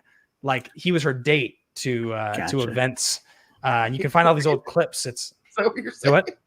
He was like her beard, like he was like her faux boyfriend. They were both like up and coming talents in their 20s, and their agents were like, John should go to an event with Ellen, like that'll look good. And they would so they became friends because they were like put together by their reps. Gotcha. That kind of a thing. So he's got tons of cool stories. John's great. So I am trying my best to alternate Schmoedown with non-Schmoedown on the channel, but recently it's been a little bit more Schmoedown heavy than not. We had earlier a question on Streamlabs, Ben, from a big fan of Paul Oyama, Mr. Jeremiah Morris. He says, "Hello, all. I have a question for Ben. You are known as the strategist of the league, so I have a question about value. Do you think Gucci picking you first when you will only get him a point if you take your one win in teams in half, is that a good value?" You're my fourth legend. Look, I can't deny answering Jerry's question. Jerry, you are a piece of garbage. No, I'm kidding. I can't deny that. Honestly, the question. Look, it's the same thing that happened to Smets, right? If you start the year as the champ, your first match is going to be a defense, so you don't get to play in any kind of a setup match, and you know that if you're a hyped team like Who's the Boss was going into the year, you're only going to get probably a number 1 contender match, maybe something better to get a title shot. The problem is if those matches don't go well, you're basically waiting for a tournament unless you have a big robust season where they can give you like lots of matches. But I played a ton last year. So Christian wasn't going to be like, "Oh, I just want to play Bateman all the time." He was going to be like, "I'll play Bateman in big moments because like that's what he earned," right? Like I'm not going to just like let Who's the Boss or Bateman lose and just be like, "Oh, I'll throw him right back in." You got to protect the stars. Like when you build them up, you spend a lot of time investing in them. That's when they get their matches. And so it's the same thing with Smets. Like he wasn't going to play a ton, and unfortunately he lost. And so Jerry's like joking here, but it's like there's more value to being somebody who comes in fresh, getting to play all the time and in tournaments than there is being somebody as unless you're Dan, where like, Dan defended again. Like he won the title. Like if you can win all the time in all your big matches, great. But there's only one Dan. So and also I've noticed that there weren't as many live events, and there weren't the big 4 this year. So like those are marquee matches where you can kind of pad, or marquee events where you can pad as many matches as you want in there almost. And exactly. That didn't happen either. So. We're doing the hurry up, and we're like doing the wait and then hurry up now. We waited for a while and kind of slowed down, hoping to come back, and now we're kind of trying to play catch up and throw many things in there we can. But it ends up, because of the tournaments and stuff, it limits what kind of thing we can play, because we're already doing like 5 matches a week this week and like last week, and crazy. It's awesome. It's killing us. It's killing the reacting channel. Trying to make sure you schedule everything react everything. So much, right? We can't schedule them all, but so it's great on the one hand though. But it's great funny. Content. Drew makes the joke of like, who did Sabrina play? That match was like last week, and like, right? Yeah, like remember who she played. Like, we had to stop and think about it for a second. We're like, oh yeah, okay, that's what it was. Really I mean, quick, yeah, and I think. Oh yeah, go ahead, Danny. Ben, super sorry. I want to pivot this specific conversation just a tad bit, just because this is what I like to do on show. I couldn't ask Andrew this question because Andrew Guy is in a very committed relationship. We love Ashley. Big shout out to Ashley again. But Ben, I have to ask you this. just from a single person to a single person. You know what I mean? Like, just if we weren't in the weird pandemic that we were in, especially, or the weird time that we were in during this pandemic, Would you date me? Well, yes, I would date you. Gotta talk to Kim though. I'll talk to Kim about it. So here's my question though, especially Ben, because you're so much involved inside of the Schmoedown. Like, there are people who are doing like Zoom dates and stuff like that. Can't do it for me personally, but I want to know, how do you integrate this into your personal life? Like, do you go on a first date and talk to people about the Schmoedown? You mean, are you talking about like if I was hypothetically to go on a date with someone in the Schmoedown, or like a non-Schmoedown person, do I tell them about it? Non-Schmoedown person. Yeah. Like, how do you put that? Would you have worn the belt if you were still the champion? On a first date. I haven't. I can't say I've had like a tremendous amount of experience really to like draw from on it. I think quarantine dates. Say what? This good-looking guy doesn't have to talk on dates. He just sits there looking good. And well, no, Bill. I was sort of dating someone for a period of time, in quarantine, and but now I'm not, and I think. Yeah, I just don't really have much insight to offer, to be honest. I think the answer to the question is eventually I will date people, and I think the Schmoedown's a huge part of my life, so I can imagine that is something that will come up. It's hard to imagine it wouldn't. You know what I mean? Yeah, no, totally, completely. Because for me, it's something that's super simple to just like put under the rug. Like, I don't have to tell anyone I'm on the internet every Monday. But yeah. It's not as important or big as something that you do for the Schmoedown. I think like so I went and hung out and I got coffee with a friend of mine who's an actress, this girl Christina I've talked about, and we've been friends for years, and we were just hanging out, we're just friends, but obviously like even then, she's in movies and shows and very busy, and she's sort of asking me about my life and like what I'm up to, and it did feel sort of a little weird to try to figure out how to talk about it, because it's such a hard thing to explain to someone who doesn't understand what it is.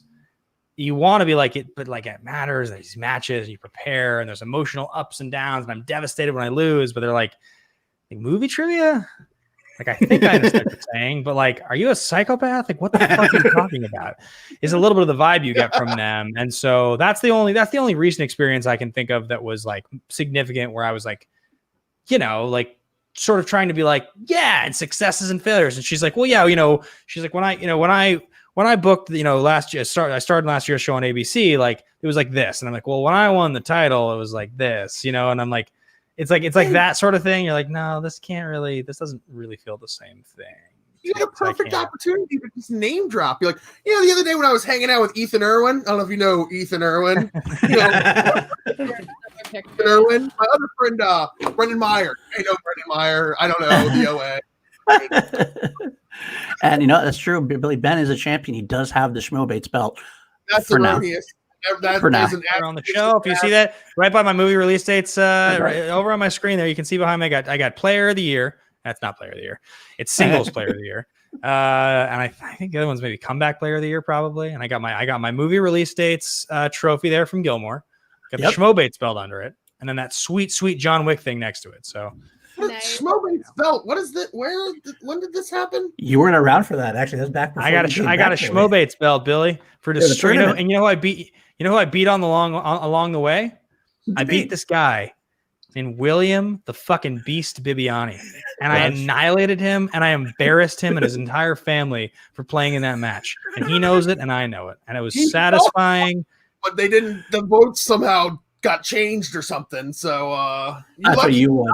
Somehow got cheated in that, and then you didn't have to play me. He can say what he wants. I was cheated in Schmoebates. Okay, that belt should be here, not there.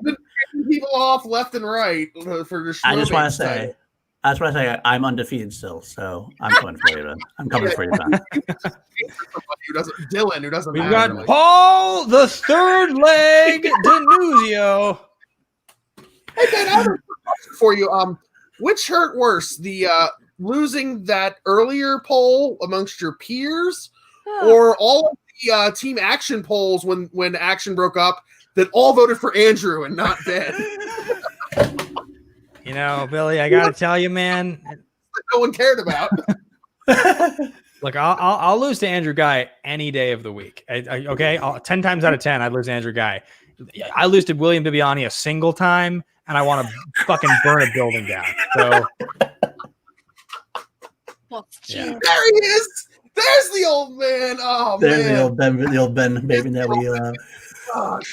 We love it when the heel slips out. We know you can't. You know, you're by the face. We love when the heel slips out because that's the Ben baby we know and love.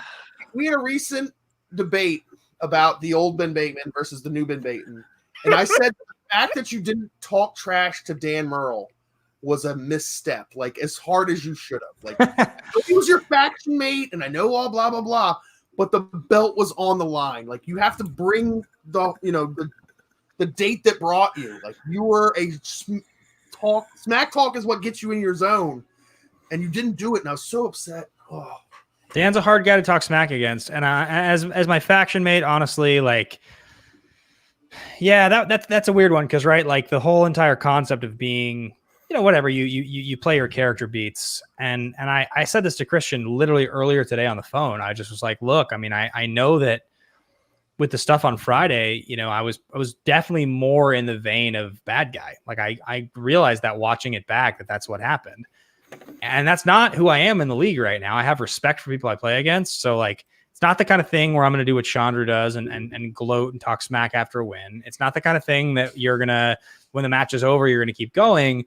But like, I play a character called the Boss. So if I'm not James Spader in Pretty in Pink, then I don't know what I am, right? Like I am arrogant. I know who I am. I believe I'm better than everyone. And I'm going to show that in a match by being rude. So what I'm going to do. Doesn't mean I'm a bad guy. Doesn't mean I don't respect them or I don't want them to enjoy their win if they got it. I said this. I texted Brendan and Bibiani within 5 minutes of the match. I mean, like, I have all the respect for those guys winning and they should enjoy their match. As annoyed as I am to lose to Bibbs does not mean that he didn't play like a champion, play his heart out, and win like a champion. That's what they are doing. It's what they're on the road to do. And they may beat corruption. That's an amazing team. They capitalized. But like, I'm always going to play that way because it's the thing that gives me the edge and the confidence to play. And Dan's one of the few people I can think of going against where it doesn't really fit the bit of what I do to go and talk that way to Dan. It just doesn't. So even if I win against Andrew, like, I'm hoping I'll definitely talk smack to Andrew. But it's like, even now with having just played that way recently, if I get a shot at Dan again, like, I don't know how to do that against Dan. I don't know. I wouldn't know how to do it because, like, I know I could. It's the Drew Guy versus Dan Merle. No, I know, but like that's like right, like that's like the person that can do it. Where he's like, "Fuck everything. I don't care about anything. I can do that." For me, like it's hard, right? Like there's always this intersection of reality and Schmoedown that that when you start to go into that character stuff, you're always straddling. You're always kind of going to toe the line, and there's a level of like. If I toe the line against Roca and he's mad at me, like that's all right. Like I'm fine with that. I know what I'm doing. I know what he's done. If I toe the line against Bibiani and he's mad at me, like I get it. I kind of know what he's done. I've seen the way he plays. I don't want to toe the line against Dan and have Dan get legitimately offended because like Dan's my friend and he doesn't really play the characters. He doesn't complain about the character stuff, but he doesn't really play it.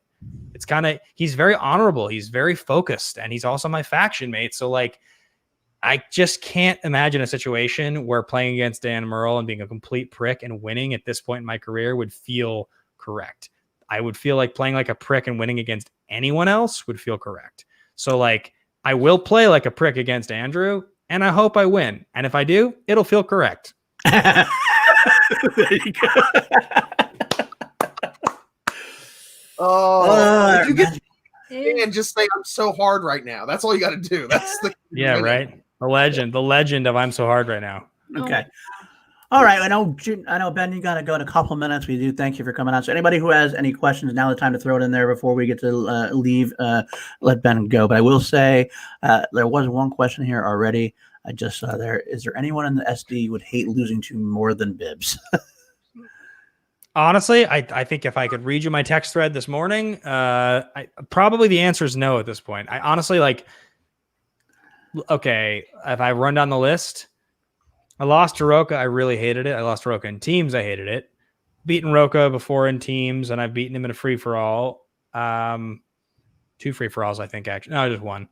I don't get as activated playing him anymore, really. It doesn't feel the same way. I'm sure there's probably a player who is much, much lower. There's probably a player who's way lower who I don't even think about, don't even care about. But even no, I don't think so, because it would feel like a fluke. With Bibbs, it's truly a question of the way he speaks, the way he talks about the game, the way he talks about me. He has this real belief of what you do and how you play is not as valid as how much about movies I know. And the way you play as a character is not as valid as me abstaining from character so I can know the most about movies. So when you win, you're kind of a jerk and it's very, very specific. But when I win, it's because I know the most about movies and it's just. And I think the idea of what I've done in the league and how much I've built and how hard I've worked and the way that I've become the player I've become makes me feel like I hate everything about his attitude. I think that the idea that if you know the most about movie trivia, you should win is the most ludicrous thing I've ever heard, because there's someone who knows a lot more than Bibbs. Right. He'd get paid a lot of money and he lives somewhere in the world and he'd be a Jeopardy champion. He'd come in and he'd embarrass Bibbs. He'd miss 0 questions 100% of the time, because Bibbs isn't a trivia master. He's a movie critic who knows a lot about movies. Right. There are people who are geniuses who know everything. They have photographic memories and they would come in and they would embarrass us all. And if that's what the game was about, those people would just come in. And that if the game was about that, I wouldn't watch it. It'd be horrible to watch. I agree. So you need people who know a lot about movies, but you also need people who understand storylines and character. And so I think invalidating that aspect of the game, I find offensive, which is why losing to him, watching him get the steals and gloat and be arrogant about it when he's not supposed to be a bad guy, made me just feel like this guy doesn't get it at all. He knows a lot about movies. He is probably the most knowledgeable, and he played great. I'll give him all those credits. But I think in terms of who I hate losing to, yeah, that's why. Okay. Well, knowing how I know you, I do have one other personality, because you've mentioned it before, Kalinowski. Yeah, but Kalinowski has so much more. He's so I would hate losing to Kalinowski because of all the smack I've talked, and he feels like a real rivalry where I respect how tenacious he's been, and even admitting, right, at the end of the match when he looks around and he's like, I know the ranking of who knows the most here. He says it immediately afterwards. He's basically saying, I know I'm the 4th best in singles and teams out of the 4 of us. He just says it outright after they won the fucking title, right? Yeah. There's no, he doesn't even have a second where he denies it. He just knows it. But it doesn't change the fact that he's now a 2-time teams champ and a 2-time IG champ. He's stuck with it. He's gotten embarrassed and hated it and come back. And now he's a 4-time champion. I can be so mad at the guy. I can hate losing to him. I can say all that I want to say. But if you ask me who are the 5 best players in Schmoedown history, there's starting to be an argument that Mike is number 4. 100%. If I'm lucky, I'm 8th or 9th at this point. He's twice where I'm at. So I can't really I'm competitive with Mike because I dislike how much attention he gets when I feel like he's a worse player. But a 4-time champ's a 4-time champ. And at this point, can I even say he's a worse player? Really? Bibiani's a 1-time champion. That's why I have so much bile that comes out when I have these conversations, because it's what have you done that I haven't done? Really? One of the somebody put on Twitter a stats thing breaking down the match between Founding Fathers and Corruption. And Founding Fathers on average is a better team, but the ceiling for Corruption is much higher. When they go off really big, like they did to win the title. And that's kind of Mike in a nutshell. Mike is maybe a below average player on general knowledge, but when you get into the categories that he's good at, he's so much better than other people that it makes him an elite player. He's the guy who can score 4 in the first round and then come back and win the IG title. That's the player he is. So he also has that thing where he gets frustrated, but he doesn't ever leave. And if he at any point in time in any of those bad losses had retired, you'd be talking about him differently, but he came back, right? Mike got embarrassed at Spectacular as bad as Paul did almost. I mean, not quite the same, but like he got destroyed. He lost on the Flash Gordon question at the end of the year. And what does Mike do? He comes back. He makes the finals of the IG tournament. It's amazing. Yeah. He wins the team's title. He's entering the singles tournament, choosing not to play Guy. Like, this guy still feels like the limit. Like, you have to still believe in him if you're a Mike fan. If I was a Mike fan, which I'm not, but if I was a Mike fan, I would feel like I was rooting for the guy all the time. It'd be hard not to. He's one of the biggest stars the league's ever seen, and there's a reason. He gets it. He gets all aspects. When I had Mike on a great conversation, it was very interesting to talk to him because, like, he cares about it in the same way that I care about it. He loves it every bit the same way. Like, there's no difference in the way Mike loves the game. Right. And so that's where we connect, is like, he takes those losses just as hard and he loves those wins just as much. And he respects the passion of the audience just the same. And I just, what can I do other than just, shamelessly talk shit about the guy whenever I get a chance? That's all I can do. So Absolutely. Well, Ben, I will say I have to thank you so much. I know you have to get going now, and I appreciate so much everything you've done for us, all the support you've given us over the year for Chill and years for Call to Action, for example, bringing us together really, and always doing anything we ever ask of you to assist. It's been nothing short of amazing working with you as a group and personally as well, working with you at Action Industries as well. So thank you so much for everything you've done, and we really appreciate it. I know Danny, you probably want to say something as well. Go ahead, Danny. Yeah, Ben, thank you so much for not only inspiring the podcast, but just kind of watching your passion for the league go from what it was to where it is now is not only inspiring as a fan or just like a fan podcasting, but just like everyone should take note of that in the Schmoedown. My favorite thing to say about you, Ben, is like you were the most talking some shit about people studying for the Schmoedown, and you're one of the most strategic players inside of this league. You understand the game inside out and all of that stuff. But outside of that, just for this podcast and just as a general thank you overall, like this community and these people that I've been able to make friends with, you and Drew included, have been one of my favorite things that I've grown to experience in the past couple of years. So again, thank you so much for everything that you've done, not only to help this community grow or the gameplay grow, because none of y'all can deny that, like, I swear, if anyone takes their time on a question, all of y'all think he's pulling a Ben Bateman. Pulling a Bateman, yeah. Bateman. Like, that has become just vernacular inside of the league. So big thank you again, Ben, and thank you for always being supportive of this channel and the people of this channel. Again, no matter how many of us call you a traitor. You guys do a great job. You should be proud of what you built. It's really hard to build anything, any kind of audience, anything at all, and you guys do a great job at it, and you should be really happy with what you have. I mean, it's far more than many content creators have, so cherish it. Continue to build it. I'm proud of you. Last question. What do you think about my shirt? Like the shirt? The great shirt. Did you get that custom made, or is that something that just exists online? I got on somebody. It was a Facebook sponsored me or whatever. They showed it to me, and I was like, I have to have that. Click. Did you buy like 7 of them so you can wear it Monday through Saturday, like Monday through Sunday? Absolutely, different movies on each one. I mean, different. One's got The Rock. One's got. God. I'm just gonna amazing. I figured as much. The wedding photo with Ed Harris. All over. On there. All right, Ben. What? Do I tell everybody where you can? I mean, we all know where we can find you, basically. But give us the shout outs again, where you can find you and what you want to plug. Yeah, you guys can find everything I'm doing over at youtube.com/Action Industries. I got youtube.com/Nerds and Suits. Those are the 2 big channels there. I'm everywhere at Ben Bateman Media, and on Twitch. I'm sorry, I've got a twitch.tv/Ben Bateman streaming. I've been streaming like magic and music on there, doing a bunch of that. So.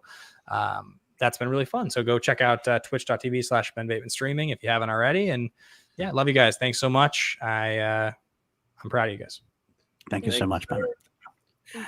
Have a good night. Bye, guys. Sure to follow Ben on TikTok. That's great. Follow Ben on TikTok. You know got some really good TikTok content. You know what? Actually, that's not true. I'm gonna a little behind the scenes here. We're gonna jump over to Action Industries real quick.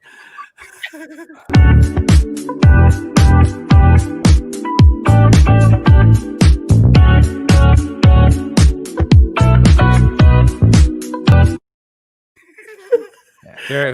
good.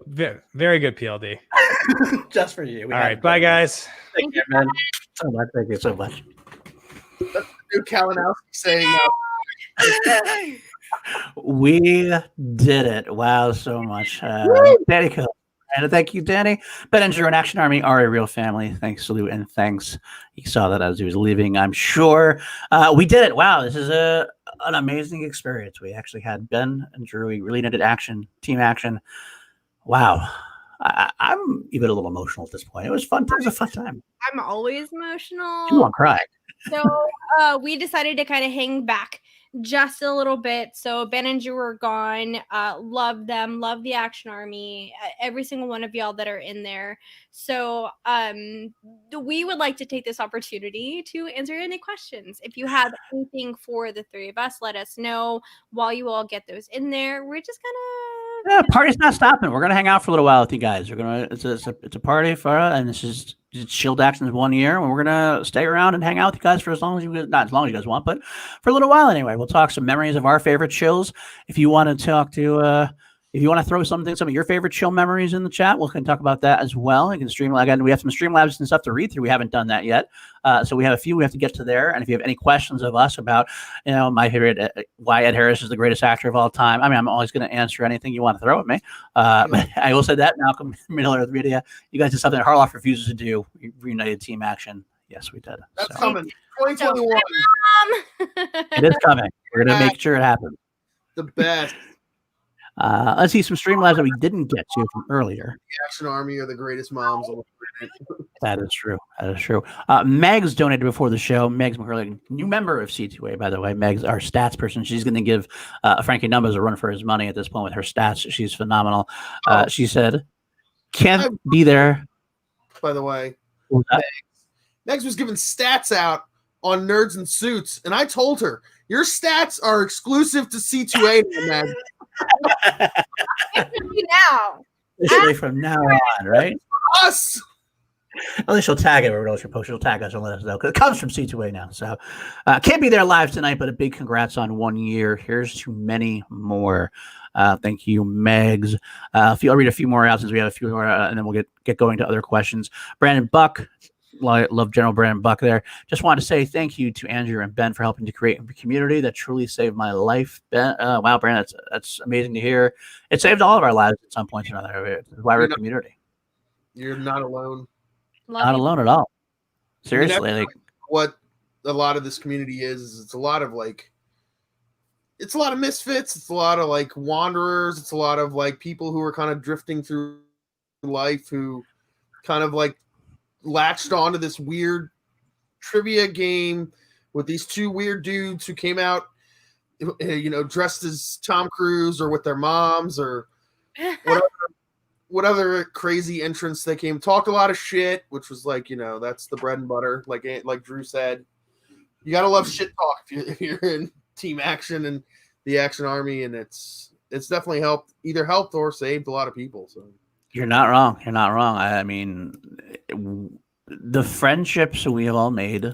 I talk to these people every day. I talk to people more than I talk to some real life friends or whatever you want to call them. This has been my family and my friends. This is my outside life in a way. I can't say enough about this group. And saving my life is not even an exaggeration. You are my lives to a degree. Family, of course, also, but you know what I'm saying. Crew is back together again, by the way. The New York. Yeah, OG. Are we New York? New York? Are we New York? Danny, yeah. That was so that time was actually my second time in New York. I hadn't been in New York since 2013 before then. So that was my and even then that was a work trip. So being able to do Action House, which was the first time that Houston, stayed in my own hotel. We didn't do Action House. Action Army wasn't really a thing at that point. So action houses were not a thing. Now every live event, an action house is a thing. Multiple now because we have too many people. Yeah. It's been a weird trip for Action House and Action Army in general. This fan community has been amazing to see. I know that there are a lot of really shitty things that happen inside of the Schmoedown, and what's really shitty is like it's not even like down to competitors. I know like a lot of us as fan shows don't really talk about it, but there are a lot of times where our voices as females inside of the space as reactors and fan competitors don't necessarily get as much credit as a male's opinion inside of this space. So to be able to be a part of a fan faction that and like I said earlier, y'all, like I'm not a part of any other fan faction other than Action Army, so I don't know the camaraderie outside of this. But for me, coming in here, I have only felt support inside of this friend group. Not even just C2A, but like just Action Army in general. I have never ever, and I've been here since day one, and I've never felt any animosity coming from Action Army. So shout out to them for always allowing the space to feel inclusive. Absolutely. I'm seeing a lot of people in the chat want to say stuff as well, but I do want to sneak through some more Streamlabs. We always try to get preference to Streamlabs because that's how the thing works. We do. The director, Alan Smithy, other Action Army general. We love the director. Thanks to all you do, C2A. Happy 1 year of excitement. Thanks, Team Action. Hopefully, both Ben and Drew will survive Friday's match. Try not to kill each other, guys. Rock on, C2A. All right. And a couple more. We do have John Lestrina donated earlier in a super chat that I can't throw up there now. It says, I'm more of a Derek Sutton guy. And I know this reference. I don't know if you guys know this reference. You guys get the reference? I know the name, but it's Ben had Dean Youngblood on his name because Dean Young comes from the movie Youngblood. Derek Sutton is the Patrick Swayze character in Youngblood in the movie. Then I don't know this reference. Keanu Reeves is the goalie in that movie, right? That's all I know. I want to remember that. I do want to say that's got to be that, but I don't. If Rob Lowe is Dean Youngblood, I'm actually surprised that Bateman didn't pick Sutton considering he's a Swayze guy. But yeah, real quick before you get to another stream Danny was talking about the difference between the Action Army and other fan groups. At one point or another, I've been in most of the other fan groups, and the thing that kind of separates the Action Army from other fan groups, most other fan groups are a bunch of people posting what they think, and there might be some comments, and a lot of them are they're trying to talk to whoever the person of the fan group is. You know, like if it's an Outlaw Nation, they're trying to talk to John Roca, and that's fine. You know, that's kind of like what the fan group is. You're a fan of John Roca. You want interaction with John Roca. Team Action started as a Team Action fan group, and then all of a sudden, like, we just started talking to each other. Like, Ben and Drew were there talking as well, but it was like, and then you got these, like, groups, not groups, but, like, friendships that formed, and, like, you would only talk, like, you talk more to the other members of Action Army than you would Ben and Drew. You know, you got Paul and Jarvie with their, like, long relationship, whatever they got going on over there. You all remember the first Action Army chat that was on Facebook, like when Paul Oyama was a part of that chat? Little baby Paul, the baby Paul. Little baby Paul. Little baby Paul. With all the love in my heart. That's true. With all the love in Jeremiah Morris's heart. A lot of love. Yes. Do you want to go back? We had a couple other questions in there now. Malcolm Miller's video. What have been your favorite interviews on Chill? I gotta tell you, one thing I must say that we talk all the time about this is every time we do a Chill afterwards, like that was our favorite episode. That was the best episode that we ever done. I went through and rewatched them to get those clips for the video, and I'm still like, God, that was a fun time. God, that was a fun Kaiser, great. Kalinowski and Shannon, great. Like all these members, I can't tell you my favorite ones because it'd be like it's sliding ones that are awesome. You know, I mean, thing where he can't tell you an answer because he loves them all. They're all his kids, whatever. Obviously, anyone that I'm on is a good one because that's just the rule of Chill to Action. But my favorite moment in Chill to Action history was when Kaiser's battery was dying, and he walks through his whole house to his attic. And it's like set up in like the upside down in Stranger Things, like trying to talk. After like another half an hour, realizes, why didn't I just go get the plug and bring it down to where I was? But, That's very on brand for Kaiser. So one of my favorite moments, it's not necessarily a moment, but y'all, like, we've been doing this for so long that sometimes we forget about time, especially with 2020. So when we were trying to get Mike Kalinowski on, we were only planning for Mike because at the time Shannon wasn't a figure in the Schmoedown. I don't even think I think maybe the Orlando event had just happened or something. I don't even know for sure it was before the Orlando event, but it was after the Orlando event. Yeah, Shannon was a presence inside of the Schmoedown, but Shannon, that double episode, or that episode that we got Shannon and Mike in for the chill episode, was such a fucking fun surprise. We were not expecting Shannon at all. We were setting up that interview for Mike, and Mike was like, "Yeah, Shannon will be on." Like it wasn't even a thing. It was so nice to be able to get Shannon on that early, because I think, like, for us as fans, all of us can go back and watch that and watch the progression that Shannon has made inside of the Schmoedown, because that was way before she had the responsibilities that she does in the Schmoedown now. So that's one of my favorite things about Chill. Also, honestly, y'all, the Flirt and Flouse, like, being able to catch the Flirt and Flouse at the time that we did was one of my favorite things that we've done. I don't care what Billy's shaking his head about. I thought the funny thing about having to do like that whole episode in character for him, like an hour trying to figure out what we were going to say and what we were going to throw at him. I was actually more nervous about that than anything else, because like this isn't a real interview. This is me coming up with like fake questions that I got to keep it interesting and keep it funny, and I just threw so much at him, so many pictures and everything else. But he was so good and he's so and he actually was very happy to do it. He told us later on he was actually loved the challenge and loved it with us. So that was a great episode. I mean, he's an actor. That's like, and it's not just him doing like a little 2-second bit. It's actually him doing like the character fleshed out, you know. Right. For that whole time. So if like anyone who is watching the show right now, like legitimately, all of y'all have to be watching SEN. But if you're not, definitely please go and watch that show and give Brett some love, because Brett is one of the, I'm sorry, I'm burping a lot.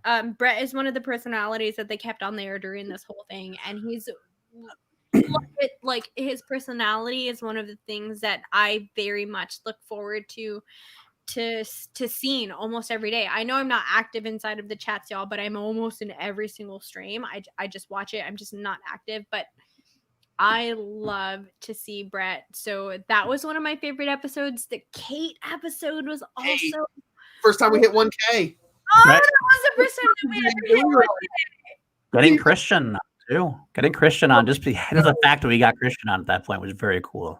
Yeah, that was and cool. Mark Ellis, I love, like, it legitimately for me, it's like, it's Sophie's choice picking a favorite episode, because like the opportunity that we get, Paul, to talk to these competitors inside of this community, it doesn't go lost on us, y'all. Like, no. And anyone who has been on our show that is watching this either now or on a playback, please understand that always we understand you're doing this for free. You're doing this out of the kindness of your heart for us as fans. So we appreciate every single point and every single amount of time that you allow us to spend with you. So that's why it always feels like a fucking choose, like a real ass Sophie's choice, because it's like, no matter what, I have to appreciate every single one of these people's time and love them as people, because they help me get through the day. And that's the whole point for what Paul and I wanted to do with Chill. And I love Paul so much. Paul really heard my vision and allowed me to work with it and really helped me get there, because the amount of guests that we had at the beginning wouldn't be what they were if it wasn't for Paul. So the idea that this community and that all of you all have stayed here with us for so long and have spent your time is absolutely not lost on me. Please, y'all, like, understand that everyone watching this right now means so. Here we go. Here come the tears. You all mean so much to me in every single part of it, because it genuinely helps me with my social anxiety and my natural anxiety inside my life. It allows me to, Paul knows, like, I treat this like crazy. Like, I structure this show so much inside of my brain, but that's so beneficial for me in the long run because it just helps me overall. So, like, this show just helps me be a better person. Wow. And I love you all, and I love every single person who is out there watching the show. Paul, I love you so much. I love you. I'm sorry. I love you. It's okay. I do have I found my favorite episode. I do have my favorite moment. My favorite moment in C2A history. I found it. I love you all. So we're gonna play this. Hopefully you can hear this time. I'm hoping you will, because this is my favorite one. Geekin related in a way. Okay. Peter Parker or Flash Gordon? As far as my favorite? As far as, yes, your favorite. Anything. Anything. You made anyone. I'm a Flash Gordon guy. Are you a Flash Gordon guy? Are you a Flash Gordon guy? Flash! Mr. Sam Jones. Shannon's reaction is the best. He's gone. I have to play it every. I've been waiting all episode to do that, so I had to do The best thing is playing that clip in the episode for like You know what's going on. Every second of that clip, you see that, oh my God, my favorite movie is being asked. I'm going to win this fucking game. I'm going to singles. I'm going to New York. I'm going for the fucking title shot. Oh, shit. It's losing. What did they say? I lost. Why? These words. And then Snyder. No, he didn't say it. Didn't say it. Roxy popped in. No, he didn't say it. Oh my God. I lost. This is the best. This is the best thing that we've had on Show to Action, because this has been a bit on our podcast maybe since day one. Quite possibly. The emotion. And Mike's technical difficulties. Technical difficulties. See to that. 10 seconds. It lost everything.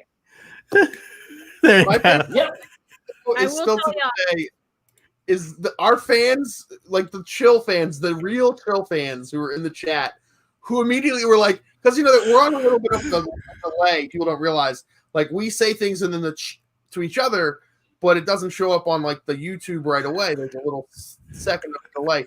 So he says, "I'm a Flash Gordon guy," and like as soon as it gets in the chat, they're all like, "Play it, Paul." Paul. Paul. Or they're like, "No, Mike. No, Mike. Don't do it. Don't do it. I remember Chris Adams, specifically Chris Adams in the chat was like, "Paul, play the GIF." Yes, play it, Paul. Play it. And then Eric was like, "It's a trap, Mike. It's a trap." It was a total trap, and I don't think I realized it until midway into what Paul was doing. I was like, he's gonna fucking play the clip. Guys know I have a thing about the clip because it's got fucking Kevin Spacey on it.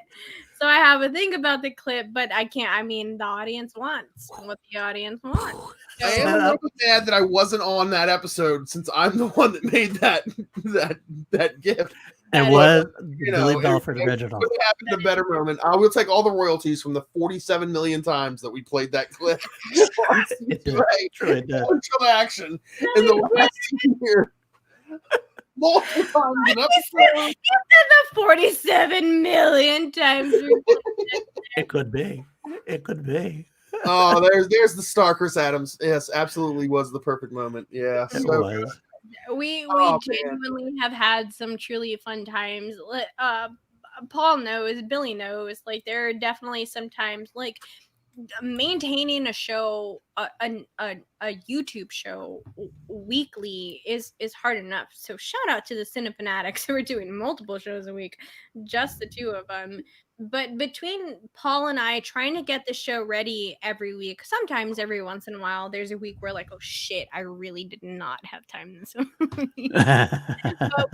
But my favorite thing is being able to have this rapport with Paul and with the genuinely with the group in general, because we all know how to work with each other.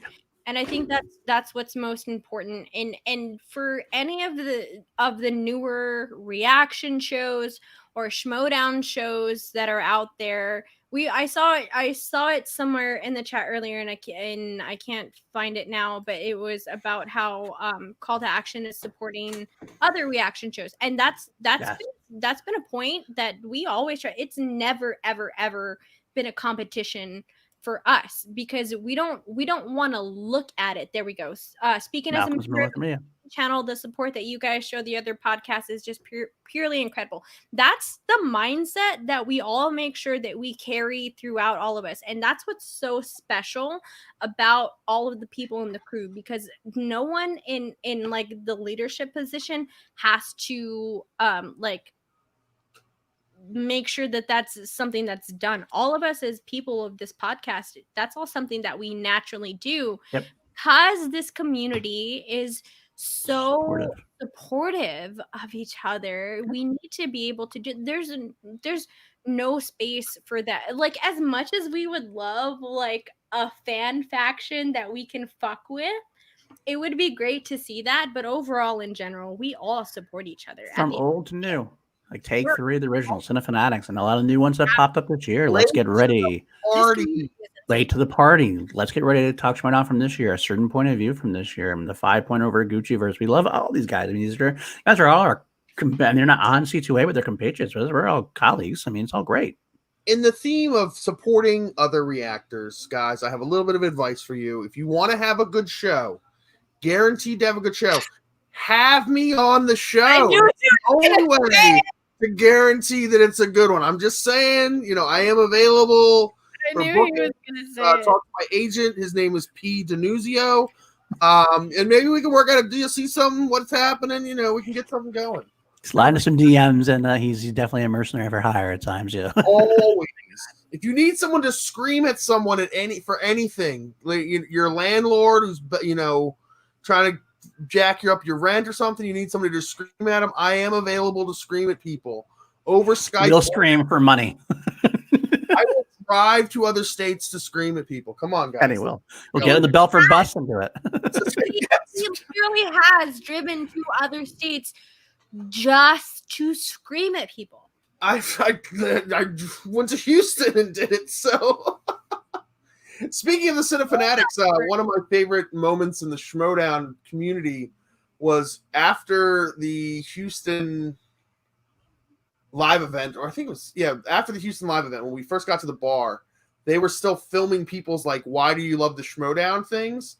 And I came on there, and apparently everyone else was saying like really nice things, and I just started to spew profanity and say mean things about people. So Action Army.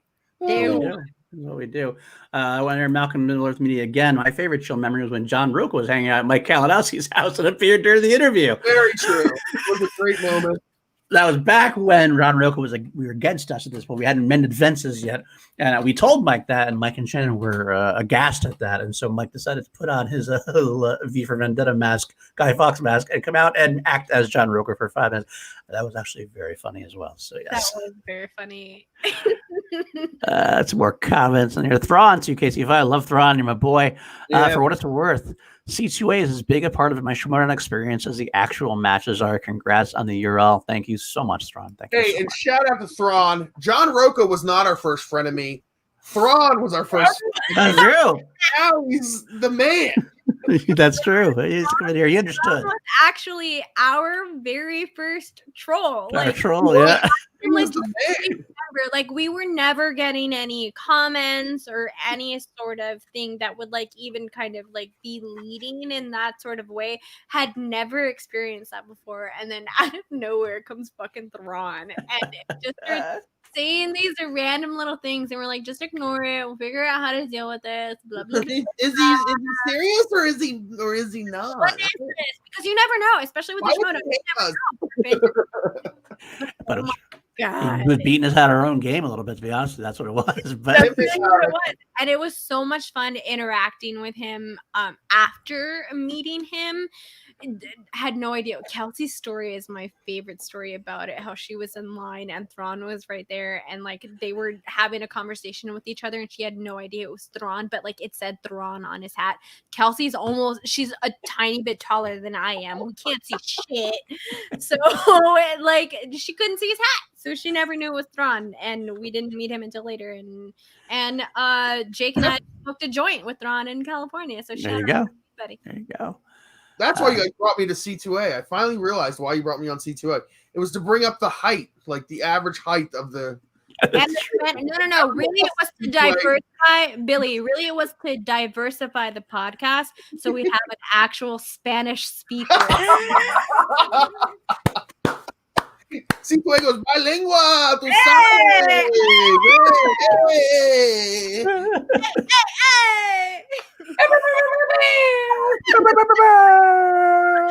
Oh man, it's funny like how like we've grown so much.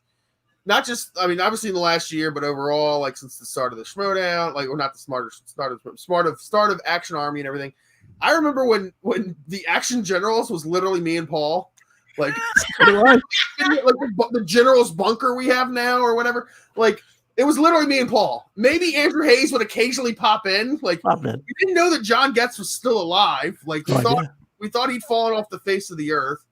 And now there's what, like 70 generals almost? Something close, like 50, like between over 50 at this point. Been up and down, Enough but like to where like that 50, 60. I can't even deal with that chat sometimes. Oh my goodness. And my biggest thing, like for the long time, like I feel like I'm a newer / medium general, but it was just because like for the longest time, like it was a Patreon, so like I didn't have the money to do anything on Patreon. So it's like I can't. Well, there's generals and then there's generals, like because there's like the general, you're a general because you're in the Patreon, and then there's like OG generals who will always be generals whether they're in the Patreon. Like Brianne Chandler is an OG general for life. Like she is the OG general, you know, like Roxy Strider, first lady of Action, so you know she's kind of like general in that sense. So like like you know Kevin Smets too. Kevin Smets is another general in my heart. Nick Gilmore is off and on general. Like, wow. Who, Danny? Janine Machine, OG Action Army member. Right, Jake? Right, Jake? OG Action Army member, Jake? Right? Just saying. Jake's so slapping now, but that's okay. That's the best part of this whole community is the running jokes that we've had for years now. Like these are jokes that started years ago. Shout out to Janine though, because Janine I feel like is she was on Chill and it's a great episode of Chill, but like she's one of the first interviews that our channel even did. Yeah, and well before Chill. Yeah, the Fly Girl one that kind of like got a lot of eyes on C2A. I feel like is it still there, Paul? I don't know. I'm gonna find out. I'm looking to see. I don't know if we have it still. I think you might have eventually deleted it. Unfortunately, it is gone. That's sad. We had it for a while. But I will. Artist, we met him at the In Line in Houston. Mm-hmm. I will.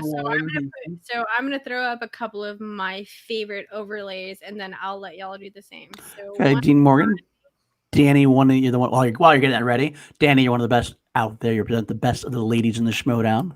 Thank you, buddy. Danny represents the best of everyone in the Schmoedown. That's true. Thank you, Salvador. Well, Danny, you can take over when you want to. I'm just going to throw some stuff up there while we do. Really quickly, one of my favorite inside C2A joke overlays is this one right here. Oh my gosh. That is a C2A inside joke, and it is one of my favorite things to see. It very much speaks for itself. It's a waterfall. Lead into it as you will. Yes. We'll scroll right past these other WAPs. What is that? I don't know what that is. Speaking of WAPs. Speaking of WAPs. We didn't talk about the shirt in New York. That's what we didn't talk about with Ben. What's that shirt?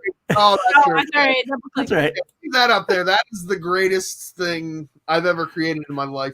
That's better than the Kalinowski GIF. That's like, oh, for anybody who doesn't know, Ben Bateman one time posted to the internet this picture for literally like 10 seconds. I think it was up, and I just happened to be online during those 10 seconds and captured that moment, and it's commemorated in the annals of history. It is. Paul, do you have some favorite overlays in there?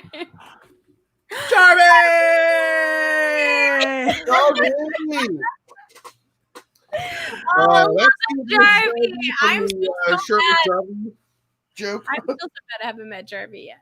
I'm the only one who has. Yeah. Jarvie got to come over. Jarvie came over to New York 3 weeks after the second Schmoedown New York show. Right. And so I live upstate from New York, so I was able to drive down and hang out with him for a while. And that was actually pretty fucking good and pretty fucking funny. I got to the best part about that was when he's not a baseball guy at all, but for New York, he kind of wanted to buy something in New York. He bought a New York Yankees jersey, and not kidding, like not even jokingly, he had no idea he was doing it. And until I pointed out later on, he bought a Giancarlo Stanton jersey. So the next time we were in the Action Army General's bunker, I showed that we were together, and I said, "Look, we got a little gift for you." We just turned Jarvie around, Stanton on the back. That face was pretty. And really quickly, I just want to point this out to Matthew Dawson. Thank you so much. We did actually get to your Streamlabs. Yes. That was the Who Runs Schmoedown. Why was it Snickers? Yes, Drew did answer that right before he had to leave. So if you want to skip back to when Drew left the play. Support from you, and then you said that Snickers is in the Schmoeminati. So yes, definitely. Snickers can only be blamed for farts, not the Schmoeminati. That's very true. That's very true. That for sure, buddy. And thank you so much for your support. Really appreciate it. Really appreciate that. Besides Roka, has it ever been hard ever convincing guests to come on? Well, yes, there's one. We'll talk about that before we wrap up. We'll save that for one of them. As far as besides anybody else, some have been harder than others. It's not super hard. It's kind of maybe just hard to coordinate things. Like sometimes not it's hard to. Sometimes it's hard to know like how to get in touch with them really because we don't like to. We're not kind of people who want to say like, "Oh, Ben, can you get us this?" "Oh, Drew, can you get us?" We don't want to like because that just seems like kind of like I don't know.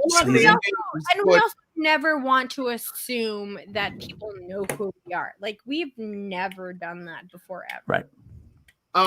We won't name names, but there was someone. It was the opposite of hard to get them on the show because you basically said, "Hey Ben, can you get this person on the show? Try to get this person on the show for us." And the person literally was like, "Oh, well, here's my phone number. Just have me call me." Actually, I will say because Ben pointed it out on Action Industries. Ben told me that totally. He told a story, or like I did ask because after Mark Andreyko had appeared on the Action Industries, I work behind the scenes. I produced their show, so I talked to Mark real quick. I was like, "Oh, hey, Mark, what's going on?" And then I said something about maybe appearing on Chill, and Ben's like, "Yeah, I'll talk to him. I'll talk to him a little later." I'm like, "Okay, cool, that'd be cool." Next thing I know, Ben's sending me a text and like, it's a phone number. I'm like. And he's like, it's Mark's cell phone number. He said, just give him a text whenever you want him to come on. I'm like, he gave me his phone number just like that. Okay. All right. That's cool. But I know who was hard to get on the show. It's Ben Bateman and Andrew Guy. They're the two people that was hard to get on the show. The hardest to get on the show. No contact. I don't know if I'm available then. Yeah. But to honestly answer that question, sometimes there really are some scheduling conflicts. A lot of times, like when Paul and I were first starting the show, what's more important, conversation or relevancy? Like, what do people? Yes, thank you, Jarvie. Don't support it, Jarvie. But legitimately, I'm sorry that Paul's being distracted from this answer. But sorry. I'm sorry.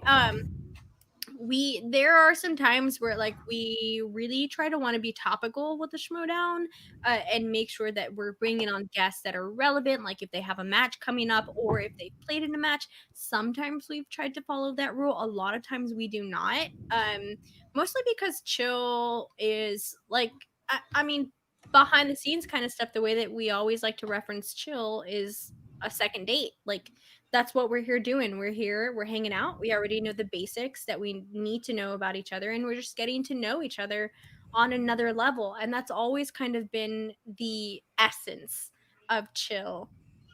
So trying to get people scheduled, especially because Paul and I were both extremely adamant about not repeating guests for a while. We wanted to wait. Yeah, we wanted to wait till we got to this point at least before we brought on a repeat guest. So I'm trying to also kind of figure that and who has time and stuff like that. I do feel like the one person who is standing out in my mind specifically, and it might just because we all talked about it earlier, is Winston. Like Winston felt like we tried for months, but it was always like kind of scheduling. Ben Goddard is also someone who we've tried to get on the show, but like our schedules and his schedules have never really matched out, and that's why Goddard hasn't been on the show at all during this year. Christian, of course. Christian's always a little hard because Christian's schedule. But we'll be honest. Like we're gonna. I mean, we're gonna call a spade. Like Christian, we basically said, all right, Christian, if you're gonna come on our show, we'll basically do it. I'm the one that got screwed over. All right, go ahead, Billy. I'll let you tell it. We were trying to get Christian. I say we because OG co-host. We were trying to get Christian on the show for like since the show started, basically.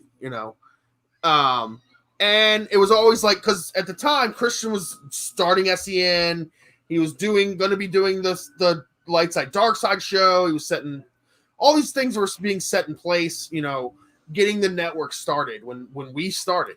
And finally, like he was like, oh, well, I can't really do Mondays, like it's a bad night for me, blah blah blah. And we were like, we'll do it whenever, all right? And your boy was going to be on the show, all right? It was going to be the original crew with Christian Harloff.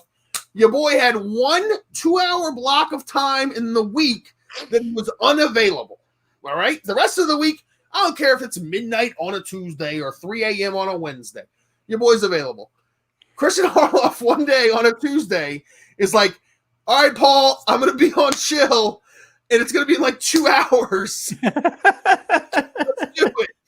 And that just happened to be in the time period that I was going to be. So we got 2 hours notice for when we were going to interview Harloff. So something like that, yeah. Legitimately something. It was very short time, and then like we had to just get it through there. It was like a Thursday or something like that. Like we've never done it before. We're like, okay, we'll do it. That's it. Let's get it done. Yeah. Sometimes you all have no idea how much panic goes into an episode before we start. Every episode. You guys got a little taste of it today. Like how can I lie? But Winston was like a perfect example of like sometimes one of the reasons why people don't get on Chill right away. Because Winston, it was at the draft. Winston pops off at the draft. He's gonna be the new manager. Now he's on SEN Live. And it was on SEN Live that Christian was like, oh, you haven't been on Chill yet. And Winston was like, no, I haven't been on Chill, but I love Chill. Yo, Jacob Yacovetis Venmoed me $5 one time, so I love that kid. And even we were like, come on, Chill. It was every week. Like 1 week that we had asked him, it was like his dad's birthday, and then the next week that we asked him, it was his sister's birthday, and going to New York like during that same time. So there was all of these like other not weird, but like normal things that would conflict with the schedule. So. But then you guys were also like booked for 8 weeks. Like that was the other thing too. It went from being like, how are we going to get who are we going to get next week to, oh, hey, we got 2 months worth of Chills. You know what? You know what it was? I remember correctly. We actually did back-to-back episodes. It was like 2 days in a row. That's what had happened. Like it was like Riley, and then all of a sudden, like the next day, like we're doing Harloff. Like, all right, we just did Chill yesterday. We're just gonna do it again now. That's right. It was Riley, and then it was Harloff 2 days in a row. So we really might have been doing this for a full 52 weeks and not 50. I saw in the chat that my favorite Adams brother, the Team Guy Adams brother, Robert, said, I'm sorry that the Cinefanatics have been so hard to get on Chill. We tried to get you on the show where everyone was nominated for year, but I don't remember why you weren't on there for that one. Were you not available for that? And that's the kind of shit talk you can expect from the Action Army. Nothing but love for our Texas boys. My favorites. My favorites. I'll come on Cinefanatics anytime. Yeah, they're really truly wonderful. I feel like it's a weird point in time to also kind of like apologize to like people who haven't, because when Paul and I first started Chill, the whole idea of it was we're gonna get Billy's laughing because he knows the story, but like, so we also wanted other people that were involved in the Schmoedown to come on to Chill, but y'all, like, legitimately, I mean, if something works, if it ain't broke, don't fix it, right? So right. We had the opportunity to continue to bring on Schmoedown pros, and I'm sorry, y'all. Like, I love every single one of y'all inside of the community, but I'm not gonna fuck my bag up like that. So that's really what it was, and we really are trying to find some more time to talk to other people inside of the community, because the whole point for Chill is to bring a sense of community for everyone inside of this atmosphere. So we want to be able to get all of those in there, and Paul and I have had, like, when I tell you guys that I talk to Paul every single day, I talk to Paul. No lie. 12 hours every single day. So, More than my wife sometimes, actually. Your mental health. Don't talk to Paul every day for more than like half an hour tops. I mean, I'm lucky that Kim actually loves her, so it's okay. So my wife's okay with it. Yeah, true. There's like 4 people that like Kim would be okay with you talking to. Like, yeah, for that long, pretty much. I fortunately get to be one of them. Andrew Guy. Part of that is working for the show, and we try to do this show for the community, because we want to be able to have a space for all of our friends to be able to come in and hang out. Now it's different because the climate for Schmoedown after shows has completely changed. Now you have your fucking pick of the litter for whatever show that you want to watch, and you can find a multitude of opinions that you work with, like from fucking the 5-pointer to POV. We don't talk about that show. So there's a plethora of opinions that Schmoedown fans can actually go to now. But when we started, there really wasn't that big of a fan voice in there. So to watch this community grow to where it is, to where it's been,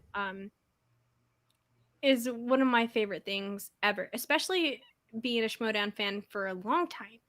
So every single one of y'all who are watching now, every single person who has ever watched a show, ever been on the show, anyone who dedicates time to this community, we're all family. Like, we all, like, the way that people showed up for Sabrina, the way that people always show up when stupid shit like that happens, the way that people are in here now, it's amazing to see this community, and I have nothing but love for the Schmoedown. Big thank you to Christian and Mark and everyone who is a part of this, the writers, everyone. I can't express how much love that this internet show has gone, especially for my own personal experience, to go through from what I've gone through as a fan in the Schmoedown, to be able to have this opportunity now to be here with y'all and be a voice for the fans.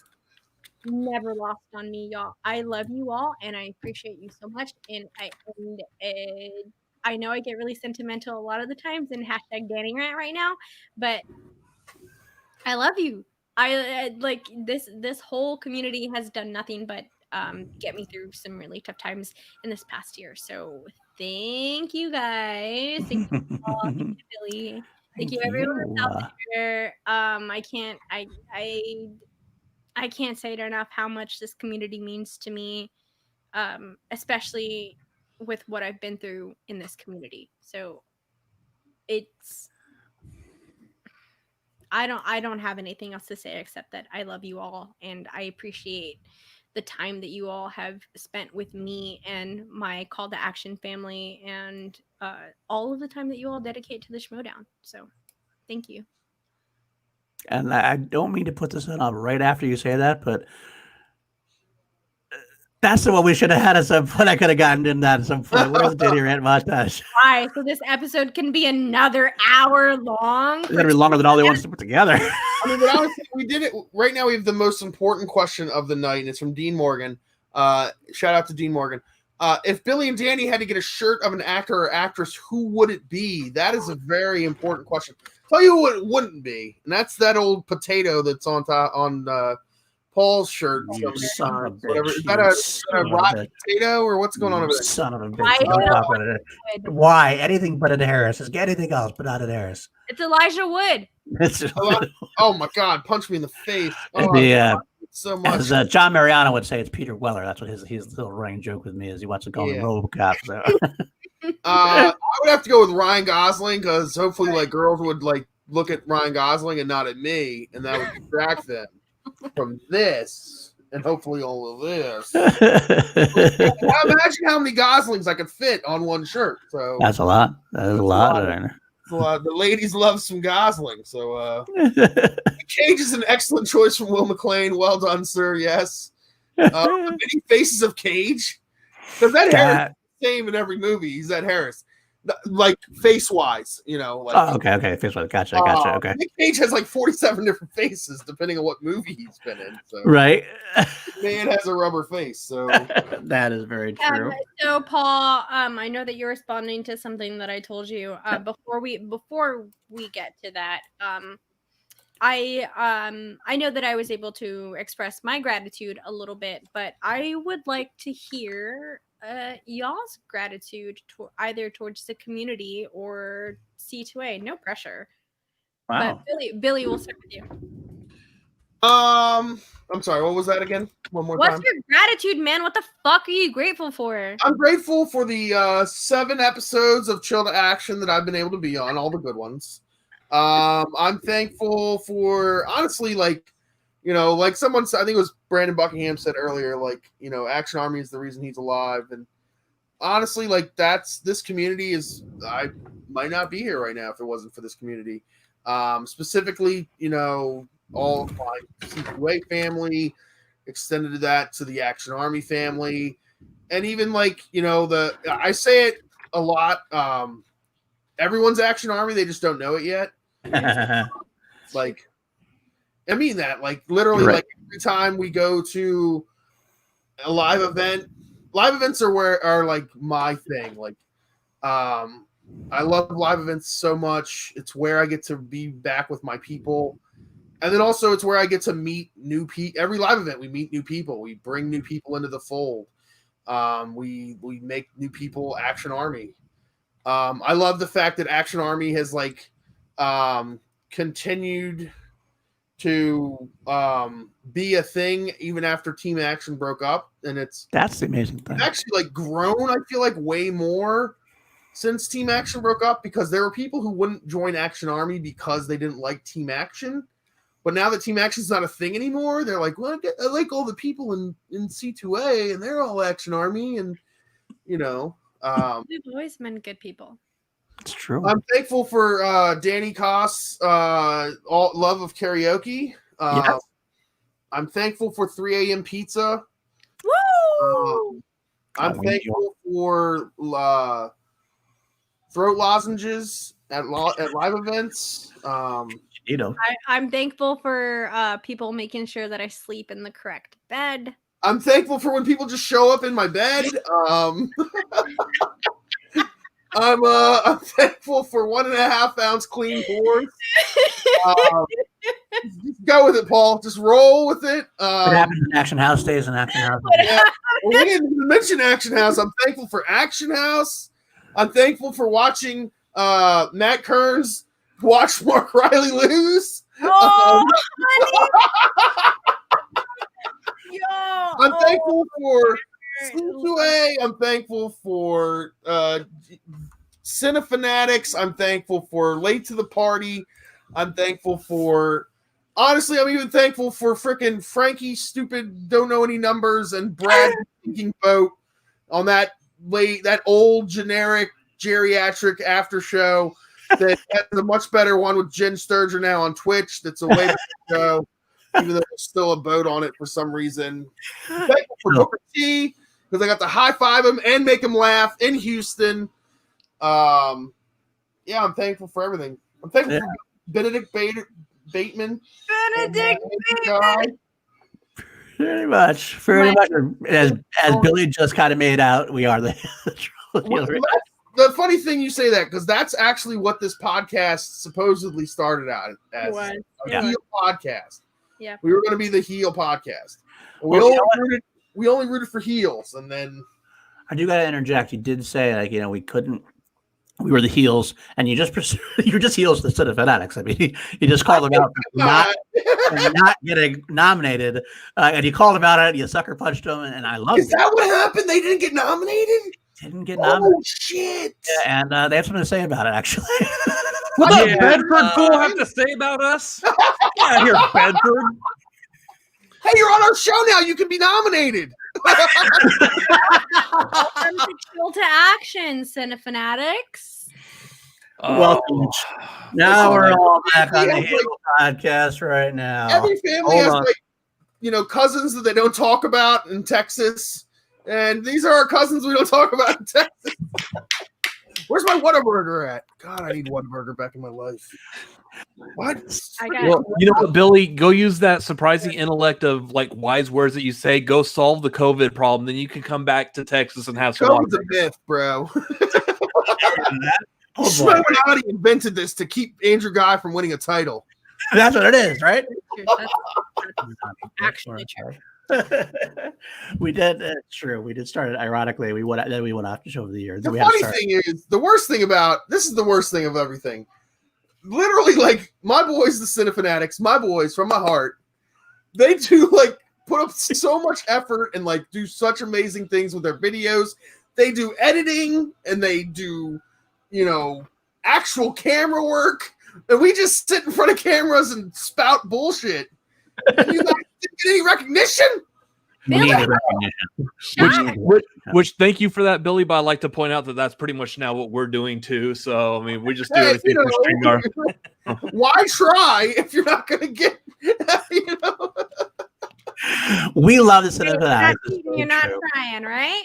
That's right. That's right. I will say, Brian Buckingham, I want to throw a quick super chat. Says Whataburger is overrated. I'm a mod. I'm timing him out. You are a mod. That's us and we time him out. That's a heel move. I actually respect that. On brand for C2A. I respect that quite a bit. I can't say no to that. They didn't give us $2, so because we can't buy anything. We can't buy anything at Whataburger for $2. Can you get a small soda or something for $2? No. You gotta pay for quality. I can get a coffee. I can get a coffee. There you go. I can definitely get a coffee. Cinefanatics, Adam, Chris, thank you so much. My Texas love. We love you. And thank you guys so much for coming in on this little bit of Chill to Action. We didn't want to have you on here because we all genuinely believe that you all got snubbed last year. But oh yeah, we believe that too. Yeah. So. Well, yeah, I mean, we don't know that. I'm not bitter. We were shocked. The whole time through, but I mean, it happened. Now let's make sure everybody who's watching should make sure it doesn't happen again, because God damn it, they deserve it, and not They'll just get more as votes than us though. But you can vote for them enough that they get nominated. So, everybody who votes for us, all of you except for one, vote for them as well. That's what we should do. Exactly. There we go. They are a second place podcast. They're amazing. Second class podcast. They are right there. Calm down, John Roca. This isn't okay, guys. Seriously, this podcast is not going to go on for 3.5 hours. So get this done. Like a PLD stream. No, it's not. So, guys, thank you for coming in and hanging out with us on show. You all had a reason for coming on here. Do you all want to? Do we have a reason for coming on here? Yeah, to say congratulations on 1 year of running Chilled. This has been a fantastic show. This is the show that I think is like what inspires everyone who does after shows to really. This is the bar to hit in those after shows. Whether you're doing the reactions or like analyzing. I know the format that y'all have for this has been a big part of like what inspired us to kind of shift gears on our reaction and move into what we're doing now with the replay. So y'all are, for all intents and purposes, y'all are the trailblazers of the after show reaction. You've got people who have started like reactors like first coming in like late to the party, Taylor Robinson, but y'all are the ones that like took that really set everything up and moved forward with it. All the other after shows would not be where they're at if C2A didn't start first. Wow. So yes, thank y'all for doing that. Congratulations on 1 year of Chill to Action. Fantastic programming. Can't wait to see another one. And Cinefanatics will be right here also championing the hashtag C2A2K. Woo! Someday. And y'all will probably get it before we do. Hey, Cinefanatics 2K. I don't know what the hashtag is. Hey, we still gotta hit where y'all are at right now. So I mean, y'all passed us. PC brings up a point that I actually did forget. You guys were on an episode of Chill once before. You were on the Kate episode where you made your pitch to be picked up in free agency, I believe. Who keeps allowing you guys on here with we're mods? They can just like come in whenever they want. That's true.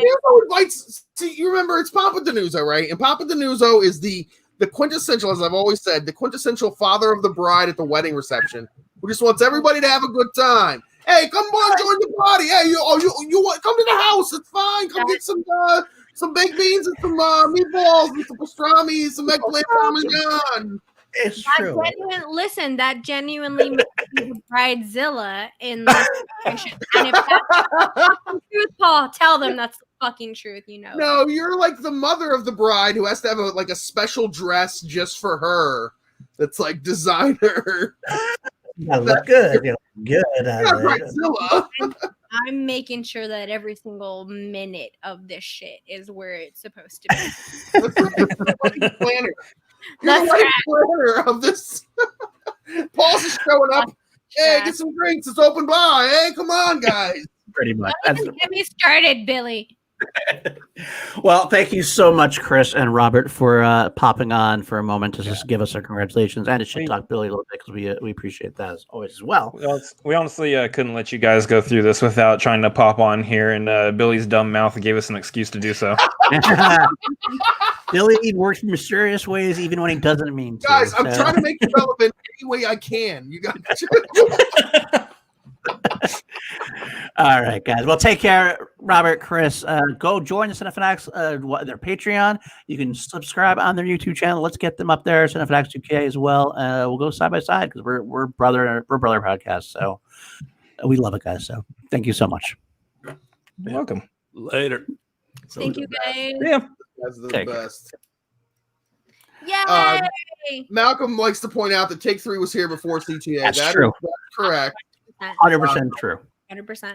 Well, the only reasons we were winning because they had slowed down some of their content, and that's completely understandable. In the it's what it is. They still have great content though. Malcolm puts out a lot of great content with his shows. I've been on a show. Actually, I believe I saw him earlier. I think he's had everybody on at one point except for maybe Jake. So that'd be great. I love Take 3 as well. Maddie Kearns, one of her boys, Kristen Smith. They're awesome. We love Kristen Smith and everything else. So happy second birthday to her little girl a couple weeks true. ago. Oh, That's true. yeah. Happy That's birthday, true.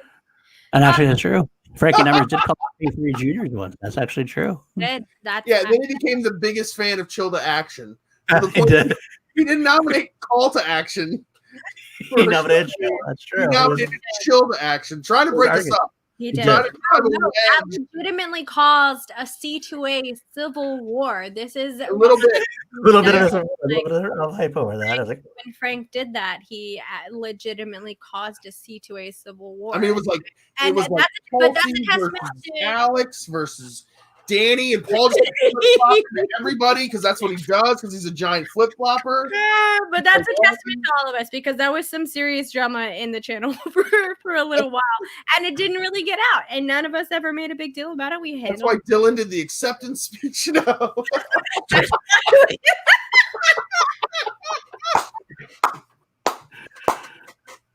Very true. Very true. Dylan did do the acceptance speech. And it was a glorious acceptance speech, wasn't it? Tonight. Yeah, I was listening to Dylan. I was like, Dylan, stop. Dylan, don't talk. Why are you talking to Roka right now? Dylan, stop. Oh, it was perfect. This was so on brand. So Roka, it was so good. Love Dylan. Yes, Dylan. We all voted for Dylan to to give the. Speaking of talking about Roka, Chris Adams, you guys should just start a feud with Roka. That's how you build a channel. That's true. If you live with Roka, then you have to get a big up of it. So, yeah. All right, y'all. Perfect for Alex. You would say the same things. Yeah, legitimately. You all, man, this has been something.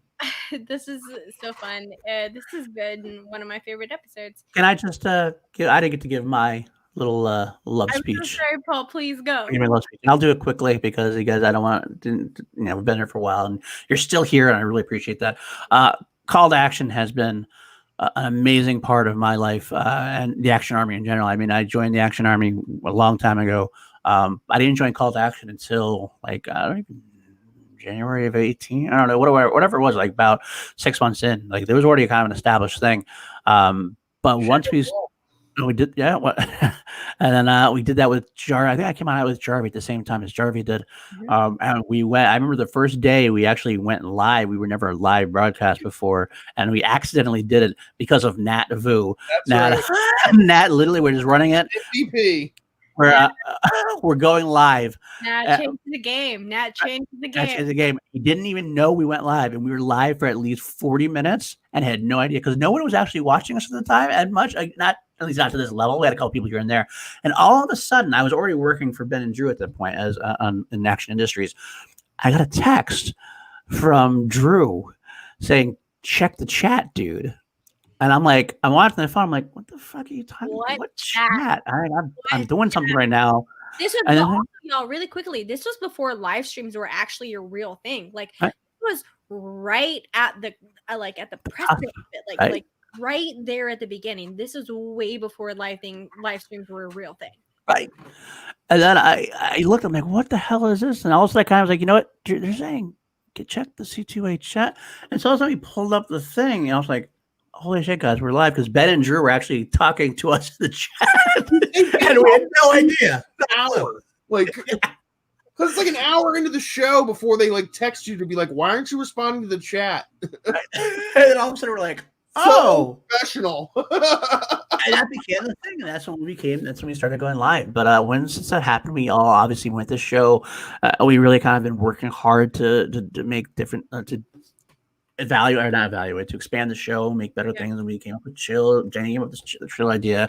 I was so happy to help her out in developing it. It was definitely her baby first, and I was happy to kind of help nurse what was that, nursemaid along, whatever it is. Out of this, I did all of the labor and the work, and you just kind of pop it out, baby, pop it out. Leached on. That's what he did. He just leached on. Like, can I get famous? Can I be on your show? Oh, I did make that. Conversation. We did say Danny was like, we're gonna do a pre-recorded, we're gonna do one, and I was like, we're doing it live, Danny. We're doing it live. Zero shows. Pre-recorded less than 0 shows. That was actually a fight. That was a fight. I don't want it to be live. I don't want to do live stuff. We'll premiere it. I have no problem being awake at this certain time and being on the internet. I don't want to be live. Like, I don't want to do this, like what I'm doing now. And now that I've been doing this for a year, and now that we've been doing this for a year on a live platform, like my family is assimilated to this. Like there was we had to upgrade the internet for our house. There was a point in time where like my room was very close to my brother's room, and I had to tell you can't watch TV. No one can use the Wi-Fi because I have to do this internet show. So what? And it is what it is. And I love Paul. So Paul, thank you so much for Thank you. forcing.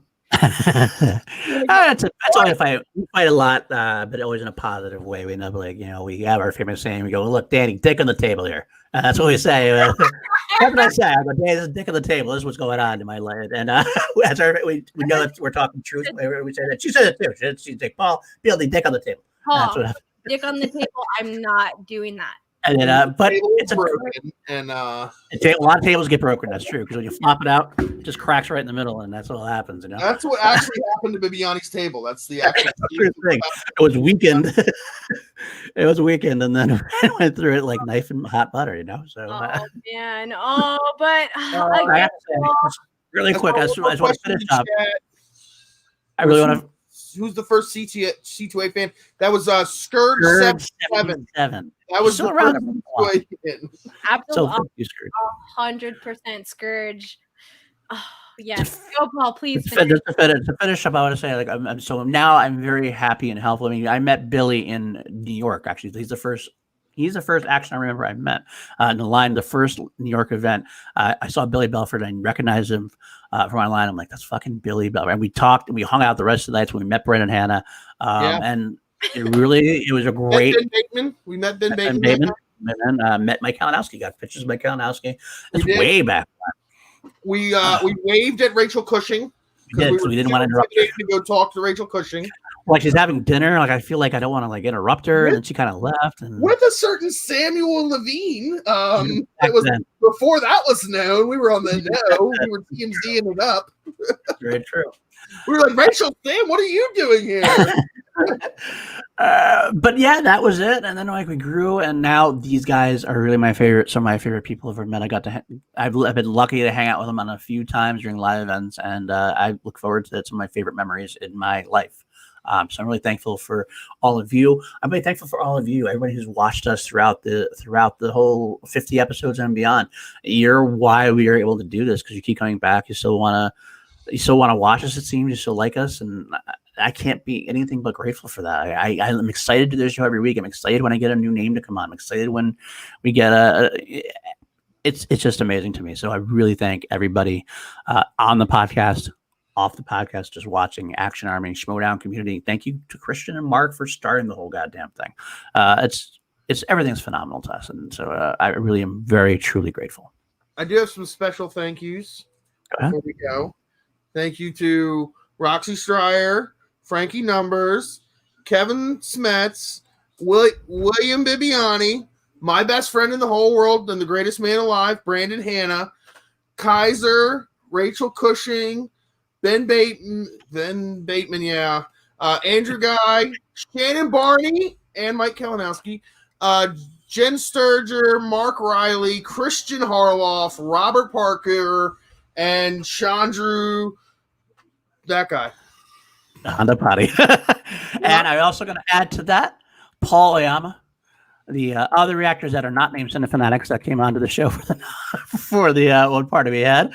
All the reactors. All different reactors. Brendan Meyer, Chance Ellison, Andrew DiMolanta, Rachel Silvestrini, Kate Mulligan, Mark Ellis, Winston Marshall, John Roca, Sean Sullivan, and Julian Mancilino, Brett Sheridan, Paul Preston, and Adam With, the movie guys. Original Action Army member, Judy and the Machine, Lon Harris, Ethan Irwin, Zaflirtin Flaus, and DJ Frody, and Brienne Chandler, and to add to that, also, I want to thank Tom Dagnino, Jader Paramo, Ace Cabrera, Eric Rodriguez, Tim Franco, RB3, Craig the Barbarian, Laura Kelly, Drew Grant, Sabrina Ramirez, Coy Jandrew, Eric Zipper, Molly Damon, Ken Knapsack, Mark Andraco, Andres Gallego, and of course, our favorite dudes once again, Andrew Guy and Ben Bateman. That is everyone who has been hanging out with us for these past 50 episodes of Chill. And Paul, I believe you got a big little promo for I do. It's not a promo, unfortunately. We missed it. We didn't get a chance to have for a the promo. people that are still here. Yeah, it's weird. We've been trying to figure this whole thing out, and it just all went. Whoop. But we do have an announcement to make. We're actually going to have Chilled Action on Sunday next week, not Monday. It's going to be a Sunday, 8:15 Pacific, normal time, 8:30. Always scheduling issues. Yeah, just scheduling issues and everything else. And we're finally going to get someone that we have. This goes back to the question that Dean asked a long time ago. Whoever had trouble getting anybody on. Well, probably the hardest one. Well, the hardest one. We've been trying since December, and everything have never quite worked out. But next week on Chill.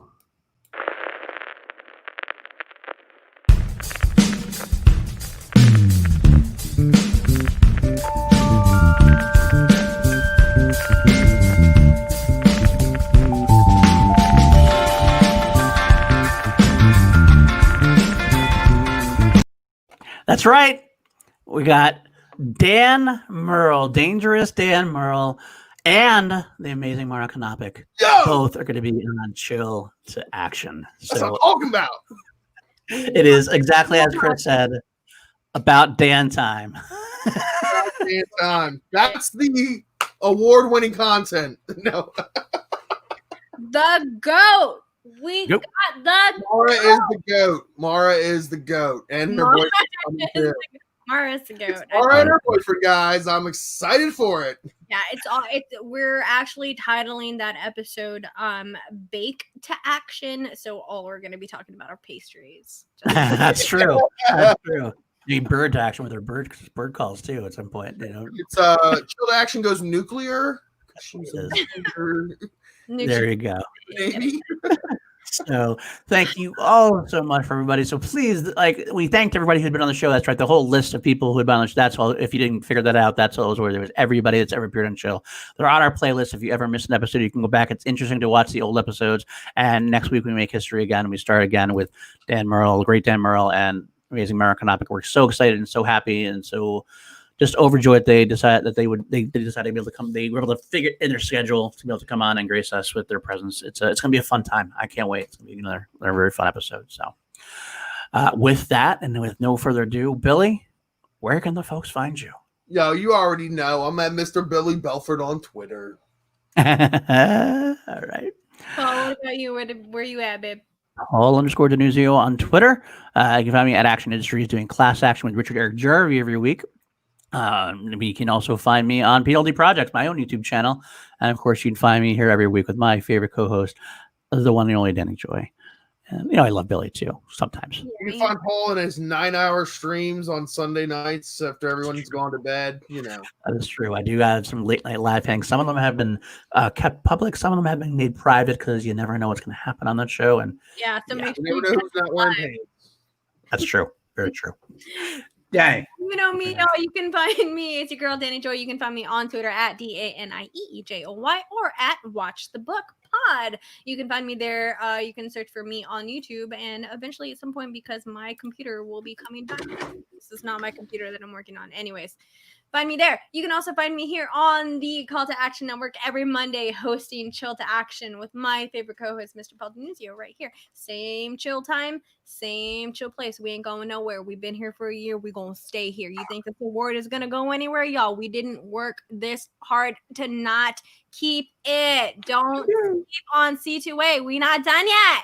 Thank you all so much to everyone who has hung out with us this entire year, everyone who has been inside of the chat. I'm sorry, Bill. I'm sorry, Billy's making me laugh right now.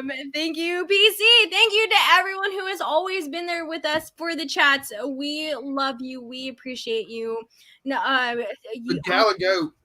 Y'all, we can't express how much we appreciate every single person on here. So hashtag C2A2K for everyone inside of the podcast. I have to write it down because there are so many of us. You know that I love you. Nat Boo, Danny Coast, my OG babies, love you so much. Dylan Camacho, Alice Shawshek, Kelsey Kirkland, Richard Jarvie, Jake Yakabetta, and of course our newest member, Megs McCurley. Shout out to every single person on the C2A crew, every single person who has been a part of the C2A crew. We love you. We appreciate you. And as always, y'all, we salute you.